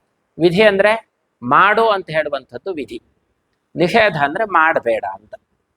ಪ್ರವೃತ್ತಿಯನ್ನು ಉಂಟು ಮಾಡುವಂಥದ್ದು ವಿಧಿ, ಹೀಗೆ ಮಾಡು ಅಂತ ನಮಗೆ ಒಂದು ಪ್ರವೃತ್ತಿಯನ್ನು ಕೊಡುತ್ತೆ ಅದು ಬುದ್ಧಿಗೆ, ಮುಂದೆ ಅದನ್ನು ಮಾಡ್ತಾನೆ, ಅದು ಪ್ರವೃತ್ತಿ. ನಿಷೇಧ ಅಂದ್ರೆ ಹೀಗೆ ಮಾಡಬೇಡ, ಅದರಿಂದ ನಿವೃತ್ತನಾಗು, ಈಗೇನು ಮಾಡ್ತಾ ಇದೆಯೋ ಅದು ಸರಿ ಇಲ್ಲ, ಬಿಟ್ಟುಬಿಡು ಅದರಿಂದ ನಿವೃತ್ತಿಯಾಗಿ ವಾಪಸ್ಸು ಬಾ ಅಂತ ನಿಷೇಧವನ್ನು ಮಾಡುತ್ತೆ. ಈ ಎರಡು ರೂಪದಲ್ಲಿ ಶಾಸ್ತ್ರ ನಮಗೆ ಕಾಣಿಸುತ್ತೆ.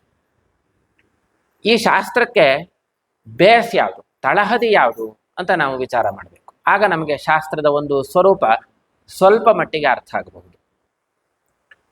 ಅದಕ್ಕೆ ನಾನು ಕೆಲವೊಂದಿಷ್ಟು ಲೌಕಿಕವಾದಂತಹ ಸಾಮಾನ್ಯವಾದ ಉದಾಹರಣೆಗಳನ್ನು ಇಟ್ಟುಕೊಂಡು ಮಾತನಾಡ್ತೇನೆ. ಯಾಕೆಂದರೆ ಶಾಸ್ತ್ರದ ತಳಹದಿ ಅಂತ ಏನಿದೆಯೋ ಅದು ತುಂಬ ಗಹನವಾದದ್ದು, ಗಾಢವಾದದ್ದು.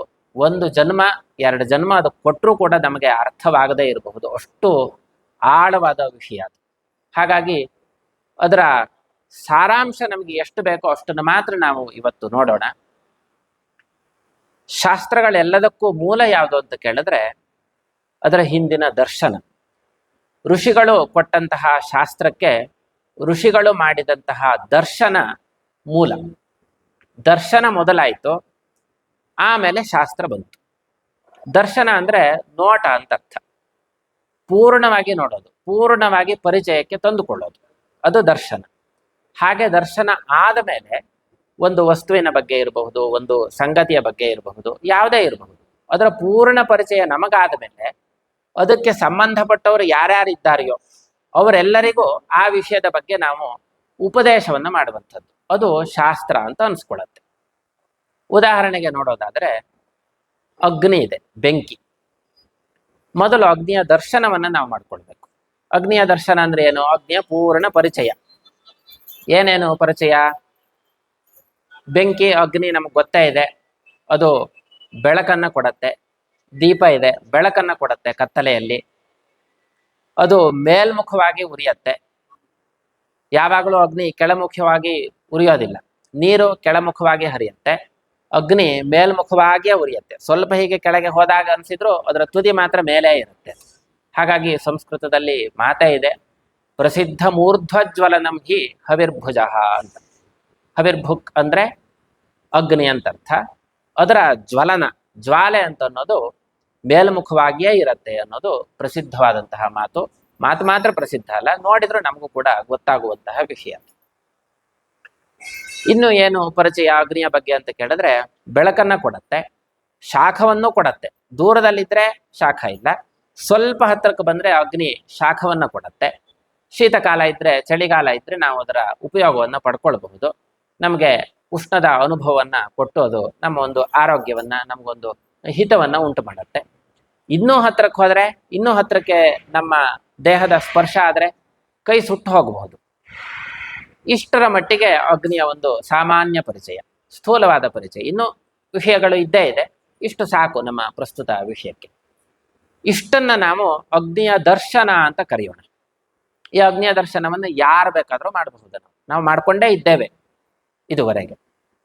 ಈ ದರ್ಶನ ಆದಮೇಲೆ ಮುಂದೆ ನಾವು ಏನು ಮಾಡ್ತೀವಿ ಅಂತಂದ್ರೆ, ಈ ಅಗ್ನಿಗೆ ಸಂಬಂಧಪಟ್ಟವರು ಯಾರ್ಯಾರು ಇದ್ದಾರೆಯೋ ಅಥವಾ ಅಗ್ನಿಯನ್ನು ಬಳಸೋರು ಯಾರ್ಯಾರು ಇದ್ದಾರೆಯೋ ಅವರೆಲ್ಲರಿಗೂ ಕೂಡ ನಾವು ಒಂದು ಉಪದೇಶವನ್ನ ಮಾಡ್ತೇವೆ. ಯಾಕೆ ಮಾಡ್ತೇವೆ ಅಂತ ಕೇಳಿದ್ರೆ, ಅವ್ರಿಗೆ ಒಂದು ಅನುಕೂಲ ಆಗಲಿ, ಅಗ್ನಿಯಿಂದ ಏನಾದರೂ ಪ್ರಯೋಜನ ಆಗೋದಿದ್ರೆ ಪ್ರಯೋಜನವನ್ನು ಪಡ್ಕೊಳ್ಳಿ. ಅಗ್ನಿಯಿಂದ ಏನಾದ್ರು ತೊಂದರೆ ಆಗೋದಿದ್ರೆ ಅವರಿಗೆ ತೊಂದರೆಯಿಂದ ಅವರು ತಪ್ಪಿಸ್ಕೊಳ್ಳಲಿ, ಆ ಅನಾನುಕೂಲ ಅವ್ರಿಗೆ ಉಂಟಾಗದೇ ಇರಲಿ ಅನ್ನುವ ಕರುಣೆಯಿಂದ ನಾವು ಅಗ್ನಿಯ ಬಗ್ಗೆ ಒಂದಷ್ಟು ನಿಯಮವನ್ನ ಉಪದೇಶ ಮಾಡ್ತೇವೆ. ಆ ನಿಯಮಗಳಿಗೆ ಶಾಸ್ತ್ರ ಅಂತ ಹೆಸರು. ಅಂದ್ರೆ ಅಗ್ನಿಯ ಶಾಸ್ತ್ರ, ಅಗ್ನಿಶಾಸ್ತ್ರ ಅಂತ ಕರಿಬಹುದು ಸ್ಥೂಲವಾಗಿ, ಸುಮ್ಮನೆ ಉದಾಹರಣೆಗೆ ಹೇಳ್ತಾ ಇರುವಂಥದ್ದು. ಹೀಗೆ ಅಗ್ನಿಯ ದರ್ಶನ ಮೊದಲಾಗತ್ತೆ, ಆಮೇಲೆ ಆ ವಿಷಯದ ಬಗ್ಗೆ ಕರುಣೆಯಿಂದ ನಾವು ಬೇರೆಯವರಿಗೆ ಉಪದೇಶವಾಗಿ ಕೊಟ್ಟಾಗ ಶಾಸ್ತ್ರ ಅಂತ ಆಗತ್ತೆ.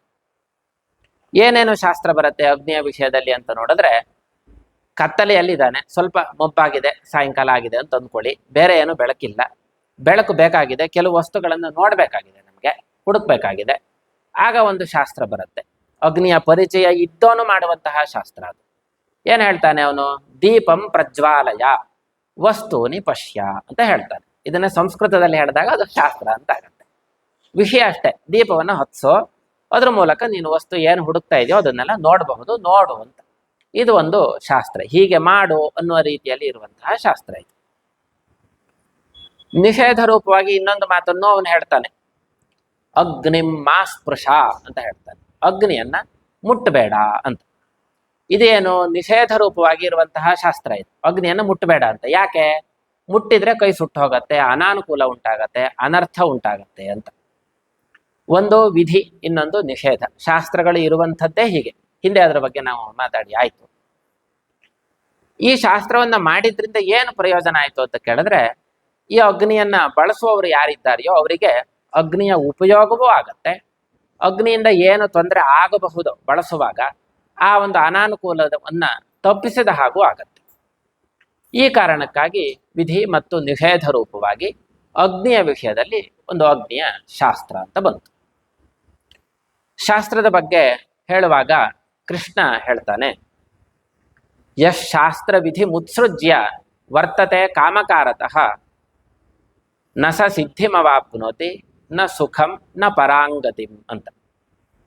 ಅಂದ್ರೆ ಈ ಶಾಸ್ತ್ರ ವಿಧಿ ಅಂತ ಏನಿದೆಯೋ ಅದನ್ನ ಬಿಟ್ಟು ಕಾಮಕಾರತಃ ಅಂದ್ರೆ ನಮ್ಮ ಮನಸ್ಸಿಗೆ ಕಂಡಂತೆ, ನಮಗೆ ತೋಚಿದಂತೆ ನಾವು ಏನಾದ್ರೂ ಒಂದು ಕಾರ್ಯವನ್ನ ಮಾಡ್ತೇವೆ, ಚಟುವಟಿಕೆಯನ್ನ ಮಾಡ್ತೇವೆ ಅಂತ ಆದ್ರೆ ಅದರಿಂದ ನಸ ಸಿದ್ಧಿಮವಾಪ್ನೋತಿ, ಆ ಕಾರ್ಯದಲ್ಲಿ ಏನು ಸಿದ್ಧಿ ಆಗಬೇಕು, ಯಶಸ್ಸು ಉಂಟಾಗಬೇಕು, ಸಾಫಲ್ಯ ಆಗಬೇಕು, ಅದಾಗೋದಿಲ್ಲ. ನ ಸುಖಂ, ಅದನ್ನು ಮಾಡಿದ್ರಿಂದ ನಿನಗೆ ಯಾವ ಪ್ರಯೋಜನವೂ ಇಲ್ಲ, ಯಾವ ಸುಖವೂ ಇಲ್ಲ, ಯಾವ ಸಂತೋಷವೂ ಇಲ್ಲ. ನ ಪರಾಂಗತಿ, ಪರಾಂಗತಿ ಅಂದ್ರೆ ಮೋಕ್ಷ ಅಂತ ಹೇಳ್ಬಹುದು.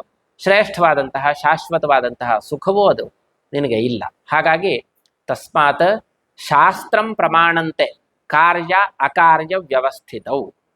ಕಾರ್ಯವನ್ನ ಮಾಡು, ಅಕಾರ್ಯವನ್ನ ಮಾಡಬೇಡ. ಅಥವಾ ಮಾಡಬೇಕಾದಂಥದ್ದೇ ಕಾರ್ಯ, ಮಾಡಬಾರದಂಥದ್ದು ಅಕಾರ್ಯ. ಈ ಒಂದು ವ್ಯವಸ್ಥೆಯಲ್ಲಿ ಯಾವುದನ್ನ ಮಾಡಬೇಕು ಯಾವುದನ್ನ ಮಾಡಬಾರದು ಅನ್ನುವ ವ್ಯವಸ್ಥೆಯಲ್ಲಿ ಯಾವುದು ಪ್ರಮಾಣ ಅಥವಾ ಯಾರು ಪ್ರಮಾಣ ಅಂತ ಕೇಳಿದ್ರೆ ಶಾಸ್ತ್ರವೇ ಪ್ರಮಾಣ ಅಂತ ಕೃಷ್ಣ ಹೇಳುವಂತಹ ಮಾತು. ಇದು ಅತ್ಯಂತ ಸಾರರೂಪವಾಗಿರುವಂತಹ ಮಾತು. ಶಾಸ್ತ್ರಗಳ ಬಗ್ಗೆ ಋಷಿಗಳು ಕೊಟ್ಟಂತಹ ಮಾತುಗಳು ಸಾವಿರಾರು ಇದೆ, ಸಹಸ್ರಾರು ವಚನಗಳಿವೆ. ಅದೆಲ್ಲವನ್ನೂ ನಾವು ಈ ಸಮಯದಲ್ಲಿ ಮಥನ ಮಾಡಲಿಕ್ಕೆ ಸಾಧ್ಯವಾಗೋದಿಲ್ಲ. ಹಾಗಾಗಿ ಸಾರರೂಪವಾಗಿ ನಾವು ನೆನಪಿಸಿಕೊಳ್ಳೋದಾದ್ರೆ, ಶಾಸ್ತ್ರವನ್ನ ಪಾಲನೆ ಮಾಡಿದ್ರಿಂದ ಈ ತರಹ ಲಾಭ, ಮಾಡದೇ ಇರೋದ್ರಿಂದ ಈ ತರಹ ನಷ್ಟ ಅಂತ ಸ್ಥೂಲವಾಗಿ ನಾವು ಈ ಮಾತಿನ ಮೂಲಕ ಪರಿಚಯಕ್ಕೆ ತಂದುಕೊಳ್ಳಬಹುದು. ಅಗ್ನಿಯ ವಿಷಯದಲ್ಲೇ ನೋಡಿ ನೀವು, ಶಾಸ್ತ್ರವನ್ನ ಪಾಲನೆ ಮಾಡಿದ್ರಿಂದ ಲಾಭ ಆಯ್ತಾ, ನಷ್ಟ ತಪ್ಪಿ ಹೋಯ್ತಾ ಅಂತ ನೋಡೋದಾದ್ರೆ, ಅಗ್ನಿಯ ವಿಷಯದಲ್ಲಿ ಎರಡು ಶಾಸ್ತ್ರವನ್ನು ನಾನು ಹೇಳಿದೆ. ದೀಪಂ ಪ್ರಜ್ವಾಲಯ ವಸ್ತುನಿ ಪಶ್ಯ ಅಂತ ಒಂದು ಶಾಸ್ತ್ರ. ಇದನ್ನ ಪಾಲನೆ ಮಾಡಿದ್ರಿಂದ ನಮಗೇನು ಲಾಭ ಆಯಿತು? ಅಗ್ನಿಯಿಂದ ಬೆಳಕು ಸಿಕ್ತು, ಬೆಳಕಿನಿಂದ ನಾವು ಏನನ್ನು ಹುಡುಕ್ಬೇಕೋ ಅದನ್ನ ಹುಡುಕಬಹುದು, ನಮ್ಮ ಕಾರ್ಯವನ್ನು ಮಾಡ್ಕೊಳ್ಬಹುದು. ಅಗ್ನಿಂ ಮಾಸ್ಪೃಶ ಅಂತ ಇನ್ನೊಂದು ಶಾಸ್ತ್ರ. ಅದರಿಂದ ನಮಗೇನು ಲಾಭ ಆಯಿತು? ಅಗ್ನಿಯನ್ನ ಮುಟ್ಟದೆ ನಾವು ದೂರ ಉಳಿತೇವೆ, ಅದರಿಂದ ಬೆಳಕು ಎಷ್ಟು ಬೇಕೋ ಅಷ್ಟನ್ನು ಪಡ್ಕೊಳ್ತೇವೆ, ಆದ್ರೆ ಮುಟ್ಟೋದಕ್ಕೆ ಹೋಗೋದಿಲ್ಲ. ಇದರಿಂದ ನಮಗೆ ಉಪಯೋಗವೂ ಆಯಿತು, ಬರುವಂತಹ ಅನರ್ಥ ಏನಿತ್ತು ಅಗ್ನಿಯನ್ನ ಮುಟ್ಟಿದ್ರಿಂದ ಆ ಅನರ್ಥವೂ ಕೂಡ ನಮ್ಮಿಂದ ದೂರ ಆಯಿತು. ಹೀಗೆ ಶಾಸ್ತ್ರವನ್ನ ಪಾಲನೆ ಮಾಡಿದ್ರಿಂದ ನಮಗೆ ಅನುಕೂಲ ಇದೆ ಅಂತ ಅನ್ನೋದು ಸ್ಪಷ್ಟ ಆಯಿತು. ಇದು ಅಗ್ನಿಯ ವಿಷಯದಲ್ಲಾಯ್ತು. ಆದ್ರೆ ಈ ತರಹ ಶಾಸ್ತ್ರವನ್ನ ಋಷಿಗಳು ಹೇಳಿಲ್ವಲ್ಲ, ಮಾಡ್ಕೊಟ್ಟಿಲ್ವಲ್ಲ, ನೀವು ಸುಮ್ಮನೆ ಏನೋ ಒಂದು ಉದಾಹರಣೆ ಹೇಳಿದ್ರಿ, ಒಂದಷ್ಟು ಹೊತ್ತು ಕಳೆದ್ರಿ ಅಂತ ನಿಮ್ಗೆ ಅನಿಸ್ಬೋದು. ಇಲ್ಲಿ ಸ್ವೀಕರಿಸಬೇಕಾದಂತಹ ವಿಷಯ ಯಾವುದು ಅಂತ ಕೇಳಿದ್ರೆ, ದರ್ಶನ ಮೊದಲು, ಆಮೇಲೆ ಶಾಸ್ತ್ರ ಹುಟ್ಟತ್ತೆ ಅಂತ. ಶಾಸ್ತ್ರ ಹುಟ್ಟೋದಕ್ಕೆ ಕಾರಣ ಏನು ಅಂತ ಕೇಳಿದ್ರೆ ಕರುಣೆ, ಹಿತದ ಅಪೇಕ್ಷೆ, ಬೇರೆಯವರಿಗೆ ಹಿತವನ್ನ ಉಂಟು ಮಾಡಬೇಕು. ನನಗೇನೋ ಒಂದು ವಿಷಯ ಗೊತ್ತಾಗಿದೆ, ಅದನ್ನು ನಾನು ಬೇರೆಯವರಿಗೆ ಹೇಳುವ ಮೂಲಕ ಅವರಿಗೂ ಹಿತವನ್ನು ಉಂಟು ಮಾಡಬೇಕು ಅನ್ನುವ ಒಂದು ಹಿತದ ಅಪೇಕ್ಷೆ. ಇಷ್ಟು ಹಿನ್ನೆಲೆಯಲ್ಲಿ ಇದ್ದಾಗ ಶಾಸ್ತ್ರ ಹುಟ್ಟುತ್ತೆ. ಇದನ್ನ ನಾವು ಈ ಒಂದು ಸರಣಿಯನ್ನ ಋಷಿಗಳು ಕೊಟ್ಟಂತಹ ಶಾಸ್ತ್ರದಲ್ಲಿ ನಾವು ಅಪ್ಲೈ ಮಾಡಿ ನೋಡಬೇಕು. ಆದರೆ ಋಷಿಗಳು ಕೊಟ್ಟಂತಹ ಶಾಸ್ತ್ರ ತುಂಬಾ ವ್ಯಾಪಕವಾಗಿದೆ. ಅಲ್ಲಿ ನಾವು ಎಲ್ಲ ವಿಷಯದಲ್ಲೂ ಹೀಗೆ ಅನ್ವಯ ಮಾಡಿ ನೋಡೋದು ಬಹಳ ಕಷ್ಟ. ಹಾಗಾಗಿ ಸಾರರೂಪವಾಗಿ ನಾವು ಈ ಅಗ್ನಿಯ ವಿಷಯದಲ್ಲಿ ಕಂಡಂತೆಯೇ ಅಗ್ನಿಯ ದರ್ಶನ ಆಯಿತು, ಅಗ್ನಿಯ ಶಾಸ್ತ್ರ ಆಯಿತು, ಅದು ಹೇಗೆ ಕೆಲಸ ಮಾಡುತ್ತೆ, ಏನು ಪ್ರಯೋಜನ ಅಂತೂ ನಾವು ಕಂಡಾಯಿತು. ಅದೇ ರೀತಿಯಲ್ಲಿ ಋಷಿಗಳ ದರ್ಶನ ಏನು, ಋಷಿಗಳು ಕೊಟ್ಟಂತಹ ಶಾಸ್ತ್ರಕ್ಕೂ ಆ ದರ್ಶನಕ್ಕೂ ಏನು ಸಂಬಂಧ, ನಾವು ಅದನ್ನು ಅನುಸರಣೆ ಮಾಡಿದ್ರಿಂದ ಏನು ಲಾಭ ಅನ್ನುವ ವಿಷಯವನ್ನು ನಾವು ನೋಡಬಹುದು. ಈ ಸಂದರ್ಭದಲ್ಲಿ ಇನ್ನೂ ಒಂದು ವಿಷಯವನ್ನು ನಾವು ನೋಡಬೇಕು. ಈ ಅಗ್ನಿಗೆ ಸಂಬಂಧಪಟ್ಟಂತಹ ಶಾಸ್ತ್ರ ಇದೆಯಲ್ಲ, ಇದನ್ನು ಯಾರೂ ಮಾಡಿಲ್ಲ. ಅದು ಅಗ್ನಿಯ ಜೊತೆಗೇ ಆ ಶಾಸ್ತ್ರ ಇದೆ. ಅಗ್ನಿಯನ್ನ ಮುಟ್ಟಿದ್ರೆ ಕೈ ಸುಡತ್ತೆ ಅಂತ ಯಾರಾದ್ರೂ ನಿಯಮವನ್ನ ಮಾಡಿ ಸುಡುವಂತೆ ಮಾಡಿಲ್ಲ ಅಗ್ನಿಯನ್ನ. ಅಗ್ನಿ ಎಲ್ಲಿದೆಯೋ ಅದರ ಜೊತೆಗೇ ಆ ಶಾಸ್ತ್ರ ಇದೆ. ಈ ಭೂಮಿಯಲ್ಲಿ ಅಥವಾ ಈ ಜಗತ್ತಿನಲ್ಲಿ ಯಾವತ್ತು ಅಗ್ನಿ ಅನ್ನೋದು ಸೃಷ್ಟಿ ಆಯ್ತೋ ಆ ಅಗ್ನಿಯ ಸೃಷ್ಟಿಯ ಜೊತೆಗೇ ಅಗ್ನಿಯ ಶಾಸ್ತ್ರವೂ ಸೃಷ್ಟಿಯಾಗಿದೆ. ಯಾರೂ ಕೂಡ ಅದನ್ನು ಮಾಡಿಲ್ಲ. ಯಾರೋ ಹೊಟ್ಟೆ ಕಿಚ್ಚಿಗೆ ಹೇಳಿದ್ದ ಅದು ಅಗ್ನಿಯನ್ನ ಮುಟ್ಟಬೇಡ ಅಂತ, ಹೊಟ್ಟೆ ಕಿಚ್ಚಿಗೆ ಯಾರೂ ಹೇಳಿಲ್ಲ. ಆ ತರಹ ನಮ್ಗೆ ಶಾಸ್ತ್ರದ ಬಗ್ಗೆ ಅಂತಹ ಆಕ್ಷೇಪಗಳು ಬರಬಹುದು, ನಮಗದ್ರ ಪರಿಚಯ ಇಲ್ಲದೆ ಇದ್ದಾಗ. ಈ ತರ ಎಲ್ಲ ಶಾಸ್ತ್ರ ಮಾಡಿ ಇಟ್ಬಿಟ್ಟಿದ್ದಾರೆ, ಬೆಳಗ್ಗೆ ಬೇಗ ಹೇಳ್ಬೇಕು ಅಂತ ಶಾಸ್ತ್ರ ಇದೆ, ನಾವು ಆರಾಮಾಗಿ ಮಲ್ಕೊಂಡು 7-7:30 ಹೇಳ್ಬೋದಿತ್ತು, ಇವ್ರು ಶಾಸ್ತ್ರ ಅಂತ ಆ ಸುಖವನ್ನೆಲ್ಲ ಕಳೆದು ಬಿಟ್ಟಿದ್ದಾರೆ ಅಂತ ನಮಗನಿಸ್ಬಹುದು. ಅದನ್ನೇ ಈ ಉದಾಹರಣೆಯಲ್ಲಿ ನಾವು ನೋಡ್ಕೊಳ್ಳೋದಾದ್ರೆ ಆ ಶಾಸ್ತ್ರ ಅಲ್ಲಿಯೇ ಇದೆ. ಅಗ್ನಿಗೆ ಸಂಬಂಧಪಟ್ಟಂತಹ ಶಾಸ್ತ್ರ ಅಗ್ನಿಯ ಜೊತೆಗೇ ಇದೆ, ಯಾರೂ ಮಾಡಿಲ್ಲ. ಆದ್ರೆ ಅದನ್ನ ಕಂಡು ಹಿಡಿದ್ರು. ಯಾಕೆ ಕಂಡು ಹಿಡಿದ್ರು ಅಂತ ಕೇಳಿದ್ರೆ, ಅದರ ಪೂರ್ಣ ಪರಿಚಯವನ್ನ ಮಾಡಿಕೊಂಡು ನಾವು ಅದನ್ನ ತಿಳಿದು ಬಳಸೋದಾದ್ರೆ ನಮಗದರಿಂದ ಅನುಕೂಲ ಇದೆ. ಅರ್ಧಂಬರ್ಧ ತಿಳುವಳಿಕೆಯಿಂದ ಅನರ್ಥ ಇದೆ. ಹಾಗಾಗಿ ಪೂರ್ಣ ಪರಿಚಯ ಬೇಕು. ಪರಿಚಯ ಮಾಡಿಕೊಂಡು ಅದಕ್ಕೆ ಶಾಸ್ತ್ರವನ್ನ ನಾವು ಮಾಡ್ಕೊಳ್ತೇವೆ, ಮಾಡಿ ಅದನ್ನ ಲೋಕಕ್ಕೆ ನಾವು ಕೊಡ್ತೇವೆ. ಹಾಗೆ ಮಾಡಿದಾಗ ಅದನ್ನ ಬಳಸೋರಿಗೆ, ಪಾಲನೆ ಮಾಡೋರಿಗೆ ಅನುಕೂಲವಾಗತ್ತೆ ಅನ್ನುವ ಕಾರಣದಿಂದ ಆ ತರಹದಲ್ಲಿ ಅವರು ಕೊಟ್ರು. ಈ ಸರಣಿಯನ್ನ ನಾವು ಮರೆಯೋ ಹಾಗಿಲ್ಲ. ದರ್ಶನ ಅಂದ್ರೆ ಪೂರ್ಣವಾದ ಪರಿಚಯ, ಸಮಗ್ರ ಪರಿಚಯ. ಆಮೇಲೆ ಅದರ ಉಪಯೋಗವನ್ನು ಪಡೆದುಕೊಳ್ಳೋದಿಕ್ಕೆ, ಅನಾನುಕೂಲವನ್ನು ದೂರ ಮಾಡ್ಕೊಳ್ಳೋದಿಕ್ಕೆ ಶಾಸ್ತ್ರ. ಹೀಗೆ ಬಂದಿದೆ ಇದು. ಇದನ್ನ ನಾವು ಋಷಿಗಳ ವಿಷಯದಲ್ಲಿ ನೋಡೋದಾದ್ರೆ ಋಷಿಗಳ ದರ್ಶನ ಏನು ಅಂತ ಮೊದಲು ನೋಡಬೇಕು. ಆಮೇಲೆ ಋಷಿಗಳು ಕೊಟ್ಟಂತಹ ಶಾಸ್ತ್ರ ಏನು ಅಂತ ಮುಂದೆ ನೋಡಬೇಕು. ಈ ಶಾಸ್ತ್ರ ಅನ್ನೋದು ಕೃತಕವಲ್ಲ, ಸಹಜ ಅನ್ನೋದಂತೂ ನಮಗೆ ಸ್ಪಷ್ಟವಾಗಿ ಗೊತ್ತಾಯಿತು. ಇನ್ನೂ ಒಂದು ಉದಾಹರಣೆಯನ್ನು ಕೊಡೋದಿದ್ರೆ, ಕಣ್ಣಿನ ಜೊತೆಗೆ ಕಣ್ಣಿಗೆ ಸಂಬಂಧಪಟ್ಟಂತಹ ಶಾಸ್ತ್ರ ಇದೆ. ಏನನ್ನಾದ್ರೂ ನೋಡಬೇಕು ಅಂದ್ರೆ ಕಣ್ಣನ್ನು ಬಿಡು, ಕಣ್ಣನ್ನು ಓಪನ್ ಮಾಡು, ಕಣ್ಣು ತೆರೆ, ವಸ್ತುಗಳನ್ನು ನೋಡು ಅಂತ ಶಾಸ್ತ್ರ ಬರುತ್ತೆ. ಹಾಗಾದ್ರೆ ಯಾವಾಗಲೂ ಕಣ್ಣು ತೆರ್ಕೊಂಡೇ ಇರ್ಬೇಕಂತ ಕೇಳಿದ್ರೆ, ಜೋರಾಗಿ ಧೂಳಿನ ಗಾಳಿ ಬೀಸ್ತಾ ಇದ್ರೆ ಕಣ್ಣು ತೆರೆ ಅಂತ ಶಾಸ್ತ್ರ ಇದೆ ಅಂತ ನಾವು ಕಣ್ಣನ್ನು ತೆರೆದುಕೊಂಡೇ ಇರೋಕ್ಕಾಗೋದಿಲ್ಲ. ಆ ಸಮಯದಲ್ಲಿ ಕಣ್ಣನ್ನು ಮುಚ್ಚು ಅಂತ ಶಾಸ್ತ್ರ ಬರುತ್ತೆ. ಈ ಶಾಸ್ತ್ರ ಎಲ್ಲಿದೆ ಅಂತ ಕೇಳಿದ್ರೆ, ಇದು ಯಾರೋ ದೂರದವರು ಮಾಡಿಕೊಟ್ಟ ಶಾಸ್ತ್ರ ಅಲ್ಲ, ಅದು ಕಣ್ಣಿನ ಜೊತೆಗೇ ಇದೆ. ನಮಗೆ ಗೊತ್ತಾಗತ್ತೆ. ಕಣ್ಣಿನ ಜೊತೆಗೆ ನಾವಿದ್ದಾಗ, ನಮಗೆ ಕಣ್ಣಿದ್ದಾಗ ಕಣ್ಣನ್ನು ಬಿಟ್ರೆ ವಸ್ತುಗಳು ಕಾಣತ್ತೆ ಅಂತ ನಮಗೆ ಗೊತ್ತಾಗತ್ತೆ. ಧೂಳು ಬಂದಾಗ ಕಣ್ಣನ್ನು ಮುಚ್ಚಿಕೊಂಡ್ರೆ ನಮಗೆ ಅದರಿಂದ ಅನುಕೂಲವಾಗತ್ತೆ ಅನ್ನೋದು ನಮಗೆ ಗೊತ್ತಾಗುತ್ತೆ. ಕಣ್ಣಿನ ಜೊತೆಗೇ ಇರುವಂತಹ ಶಾಸ್ತ್ರ ಅದು. ಹೀಗೆ ಎಲ್ಲ ವಿಷಯವೂ ಕೂಡ, ಅದು ಯಾವುದೇ ವಿಷಯ ಇರಲಿ, ಆ ವಿಷಯದ ಶಾಸ್ತ್ರ ಇದೆ ಅಂತಾದ್ರೆ ಆ ಶಾಸ್ತ್ರ ಆ ಪುಸ್ತಕದಲ್ಲಿ ಇರುವಂಥದ್ದಲ್ಲ, ಅಥವಾ ಋಷಿಗಳು ಮಾಡಿಟ್ಟಿರುವಂತಹ ಕಾಲದಲ್ಲಿ ಇದ್ದಿದ್ದಲ್ಲ, ಅದನ್ನು ಹೇಳುವಂತಹ ಶಾಸ್ತ್ರೀಯ ಬಾಯಲ್ಲಿ ಇರುವಂಥದ್ದಲ್ಲ. ಆ ವಿಷಯದ ಜೊತೆಗೇ ಆ ಶಾಸ್ತ್ರ ಇದೆ. ಇದನ್ನು ನಾವು ಮನಸ್ಸಿಗೆ ಸ್ಪಷ್ಟಪಡಿಸ್ಕೊಳ್ಬೇಕು. ಹಾಗಿದ್ದಾಗ ಮಾತ್ರ ನಮಗೆ ಶಾಸ್ತ್ರದ ಒಂದು ಪೂರ್ಣ ಪರಿಚಯ ಆಗುವ ಸಾಧ್ಯತೆ ಇದೆ. ಅದರ ಲಾಭವನ್ನು ನಾವು ಪಡ್ಕೊಳ್ಬಹುದು. ಇನ್ನು ಋಷಿಗಳ ದರ್ಶನ ಏನು ಅಂತ ನೋಡೋದ್ರ ಮೂಲಕ ನಾವು ಶಾಸ್ತ್ರದ ಒಂದು ಸಾಮಾನ್ಯ ಪರಿಚಯವನ್ನ ಮಾಡಿಕೊಳ್ಳೋಣ. ಋಷಿಗಳ ದರ್ಶನ ಏನು ಅಂತ ಕೇಳಿದ್ರೆ, ನಮ್ಮ ಸೃಷ್ಟಿಯ ಬಗ್ಗೆ ಅಥವಾ ನಮ್ಮ ಬಗ್ಗೆ. ಯಾಕೆ ನಾವು ಋಷಿಗಳ ದರ್ಶನವನ್ನು ನೋಡಬೇಕು ಅಂತೂ ಪ್ರಶ್ನೆ ಬರಬಹುದು. ಯಾಕೆ ನೋಡಬೇಕು ಅಂದ್ರೆ, ನಮಗೆ ಪರಿಚಯ ಇಲ್ಲದೆ ಇರೋದ್ರಿಂದ ನೋಡಬೇಕು. ನಮಗೆ ನಮ್ಮ ಬಗ್ಗೆ ಪರಿಚಯ ಇಲ್ಲ. ಎಷ್ಟರ ಮಟ್ಟಿಗೆ ನಮ್ಮ ಪರಿಚಯ ಇದೆ? ನನಗೊಂದು 30-35 ವರ್ಷ ಅಂತ ಅಂದ್ಕೊಳ್ಳಿ. ಒಂದು 40-45 ವರ್ಷದವ್ರು ಇಲ್ಲಿ ಇದ್ದೀರಿ. ಹೆಚ್ಚು ಕಡಿಮೆ ಇರಬಹುದು. ಅದಕ್ಕಿಂತಲೂ ಹಿಂದೆ ಒಂದು 60 ವರ್ಷದ ಹಿಂದೆ, 70 ವರ್ಷದ ಹಿಂದೆ ನೀವು ಏನಾಗಿದ್ರಿ ಅಂತ ಕೇಳಿದ್ರೆ ಯಾರ ಬಳಿ ಆದ್ರೂ ಉತ್ತರ ಇದೆಯಾ ಅದಕ್ಕೆ? ಯಾರಿಗೂ ಗೊತ್ತಿಲ್ಲ. ಅದು ಒಂದು 20 ವರ್ಷದ ಹಿಂದೆ, 10 ವರ್ಷದ ಹಿಂದೆ ಕೇಳಿದ್ರೆ ನೀವು ಹೇಳ್ತೀರಿ, ಶಾಲೆಗೆ ಹೋಗ್ತಾ ಇದ್ದೆ, ಅಥವಾ ಇಂಥ ಕೆಲಸ ಮಾಡ್ತಾ ಇದ್ದೆ, ಇಂಥ ಊರಿನಲ್ಲಿದ್ದೆ, ಅಷ್ಟನ್ನು ನೀವು ಹೇಳ್ತೀರಿ. ಅದಕ್ಕೂ ಹಿಂದೆ ಚಿಕ್ಕ ಮಗು ಆಗಿದ್ದೆ, ತಂದೆ ತಾಯಿಯರ ಜೊತೆಗಿದ್ದೆ ಅಂತ ಹೇಳ್ಬೋದು. ಅದಕ್ಕೂ ಹಿಂದಕ್ಕೆ ಸ್ವಲ್ಪ ಕೇಳಿದಾಗ ತಾಯಿಯ ಹೊಟ್ಟೆಯಲ್ಲಿದ್ದೆ, ಅಲ್ಲಿ ತನಕ ನೀವು ಹೇಳ್ಬಹುದು, ಅಥವಾ ನಾನು ಹೇಳ್ಬಹುದು. ಅದಕ್ಕೂ ಹಿಂದಿನ 5 ವರ್ಷದ ಹಿಂದೆ ನೀವು ಏನಾಗಿದ್ರಿ, ಎಲ್ಲಿದ್ರಿ, ಏನು ಮಾಡ್ತಾ ಇದ್ರಿ ಅಂತ ಕೇಳಿದ್ರೆ ನಮ್ಮ ಹತ್ರ ಯಾರ ಬಳಿಯೂ ಅದರ ಉತ್ತರವೇ ಇಲ್ಲ. ನಮ್ಮ ಪರಿಚಯ ನಮಗಿಲ್ಲ. ನಾವು ಇದೆ ಅಂತ ಅನ್ಕೊಂಡಿದ್ದೇವೆ ಅಷ್ಟೆ. ಸರಿ, ಮುಂದೆ ಇನ್ನೊಂದು 100 ವರ್ಷ ಕಳೆದ ಮೇಲೆ ನಾವು ಏನಾಗ್ತೇವೆ ಅಂತ ನಮಗೆ ಗೊತ್ತಿದೆಯಾ? ಖಂಡಿತವಾಗಿ ನಮಗೆ ಗೊತ್ತಿಲ್ಲ. ನಮಗೆ ಆ ಒಂದು ಭವಿಷ್ಯದ ಪರಿಚಯ ನಮಗಿಲ್ಲ. ಹಿಂದಿನ ಪರಿಚಯವೂ ಇಲ್ಲ, ಮುಂದಿನ ಪರಿಚಯವೂ ಇಲ್ಲ. ಈ ಭೂಮಿಗೆ ಎಷ್ಟು ವರ್ಷವಾಗಿದೆ ಅಂತ ಕೇಳಿದ್ರೆ ವಿಜ್ಞಾನಿಗಳು ಹೇಳ್ತಾರೆ, ಎಷ್ಟೋ ಲಕ್ಷ ವರ್ಷಗಳ ಹಿಂದೆ ಈ ಭೂಮಿ ಸೃಷ್ಟಿಯಾಗಿದೆ, ಅಥವಾ ಈ ಸೌರಮಂಡಲ ಸೃಷ್ಟಿಯಾಗಿದೆ, ಎಷ್ಟೋ ಕೋಟಿ ವರ್ಷಗಳ ಹಿಂದೆ ಸೂರ್ಯನ ಸೃಷ್ಟಿಯಾಗಿದೆ, ಇತ್ಯಾದಿ ಎಲ್ಲ ಹೇಳ್ತಾರೆ. ಆ ಪರಿಚಯ ನಮ್ಗೇನಾದ್ರೂ ಇದೆಯಾ? ಆಗ ಹೇಗಿತ್ತು ಇವೆಲ್ಲ ಅಂತ ನಮಗೆ ಪರಿಚಯ ಇದೆಯಾ? ಇಲ್ಲ. ಇನ್ನೊಂದು 1000 ವರ್ಷ ಆದ್ಮೇಲೆ ಇದೆಲ್ಲ ಏನಾಗತ್ತೆ ಅಂತ ಪರಿಚಯ ಇದೆಯಾ ಅಂದ್ರೆ ಅದು ಇಲ್ಲ. ನಾವು ಏನಾಗ್ತೇವೆ ಅಂತ ಕೇಳಿದ್ರೆ ಆ ಪರಿಚಯವೂ ನಮಗಿಲ್ಲ, ಯಾವ ಪರಿಚಯವೂ ನಮಗಿಲ್ಲ. ಇದೆಲ್ಲ ಇಲ್ಲದೆ ನಾವು ಹೇಗೆ ಒಂದು ನಿಯಮವನ್ನ, ಅಥವಾ ಒಂದು ಶಾಸ್ತ್ರವನ್ನ, ಅಥವಾ ಒಂದು ವಿಷಯವನ್ನ ನಾವು ಹೇಗೆ ನಿರ್ಣಯ ಮಾಡೋದು, ಹೇಗೆ ಅಳಿಯೋದು, ಇದು ಸರಿ ಇದೆಯೋ ತಪ್ಪಿದೆಯೋ ಅಂತ? ಹಾಗಾಗಿ ನಿರ್ಣಯಕ್ಕೂ ಮೊದಲು ನಮಗೆ ಪೂರ್ಣ ಪರಿಚಯ ಬೇಕಾಗತ್ತೆ. ಈಗ ಅಗ್ನಿಯ ಬಗ್ಗೆ ಪೂರ್ಣ ಪರಿಚಯ ಇದ್ರೆ ಅದರ ನಿಯಮಗಳು ಅರ್ಥವತ್ತಾಗಿದೆಯೋ ಇಲ್ವೋ, ಅಗ್ನಿಯನ್ನು ಮುಟ್ಟಬೇಡ ಅಂತ ಹೇಳಿರುವ ನಿಯಮ ಸರಿ ಇದೆಯೋ ಇಲ್ವೋ ನಮಗೆ ಗೊತ್ತಾಗತ್ತೆ. ಅಗ್ನಿಯ ಪರಿಚಯ ಇರಬೇಕು, ಮುಟ್ಟಿದ್ರೆ ಸುಡತ್ತೆ ಅಂತ ಗೊತ್ತಿರಬೇಕು.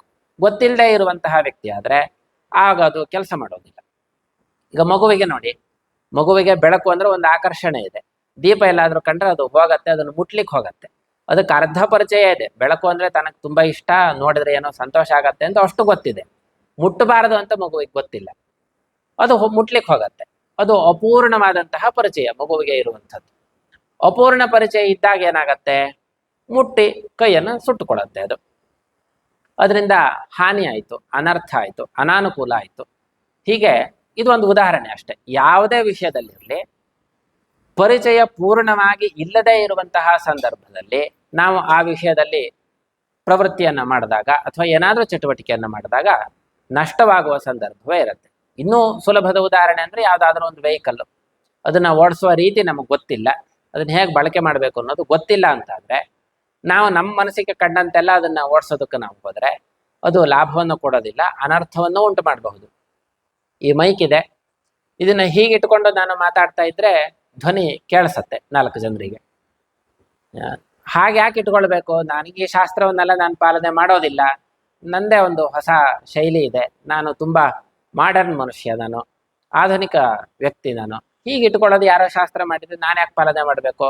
ನಾನು ಇವತ್ತಿನಿಂದ ಒಂದು ಹೊಸ ಟ್ರೆಂಡನ್ನು ಹುಟ್ಟಾಕ್ತೇನೆ, ಇದನ್ನು ಉಲ್ಟಾ ಇಟ್ಕೊಂಡು ನಾನು ಮಾತಾಡ್ತೇನೆ, ಏನಾಗತ್ತೆ ಆಗಲಿ ನೋಡೋಣ ಅಂತ ನಾನು ಹಠವನ್ನು ತೋರಿಸಿದ್ರೆ ಅದರಿಂದ ಉಪಯೋಗ ಯಾವುದೂ ಆಗೋದಿಲ್ಲ. ಯಾಕೆಂದ್ರೆ ಆ ವಸ್ತುವಿನಲ್ಲಿಯೇ ಅದರ ನಿಯಮ ಇದೆ. ಹೀಗೆ ಇಟ್ಕೊಂಡ್ರೆ ನಿನ್ನ ಧ್ವನಿಯನ್ನು ನಾನು ಸ್ವೀಕರಿಸ್ತೇನೆ, ಆಮೇಲೆ ಅದನ್ನ ಬೇರೆ ಕಡೆಗೆ ತಗೊಂಡು ಹೋಗಿ ಧ್ವನಿ ವರ್ಧಕದ ಮೂಲಕ ನಾನು ಧ್ವನಿಯನ್ನು ಬೆಳೆಸ್ತೇನೆ ಅಂತ ಒಂದು ನಿಯಮವನ್ನು ಅದು ಇಟ್ಕೊಂಡಿದೆ. ಅಥವಾ ಅದನ್ನ ಸೃಷ್ಟಿ ಮಾಡಿದವರು ಆ ನಿಯಮದ ಜೊತೆಗೆ ಅದನ್ನ ಸೃಷ್ಟಿ ಮಾಡಿದ್ದಾರೆ.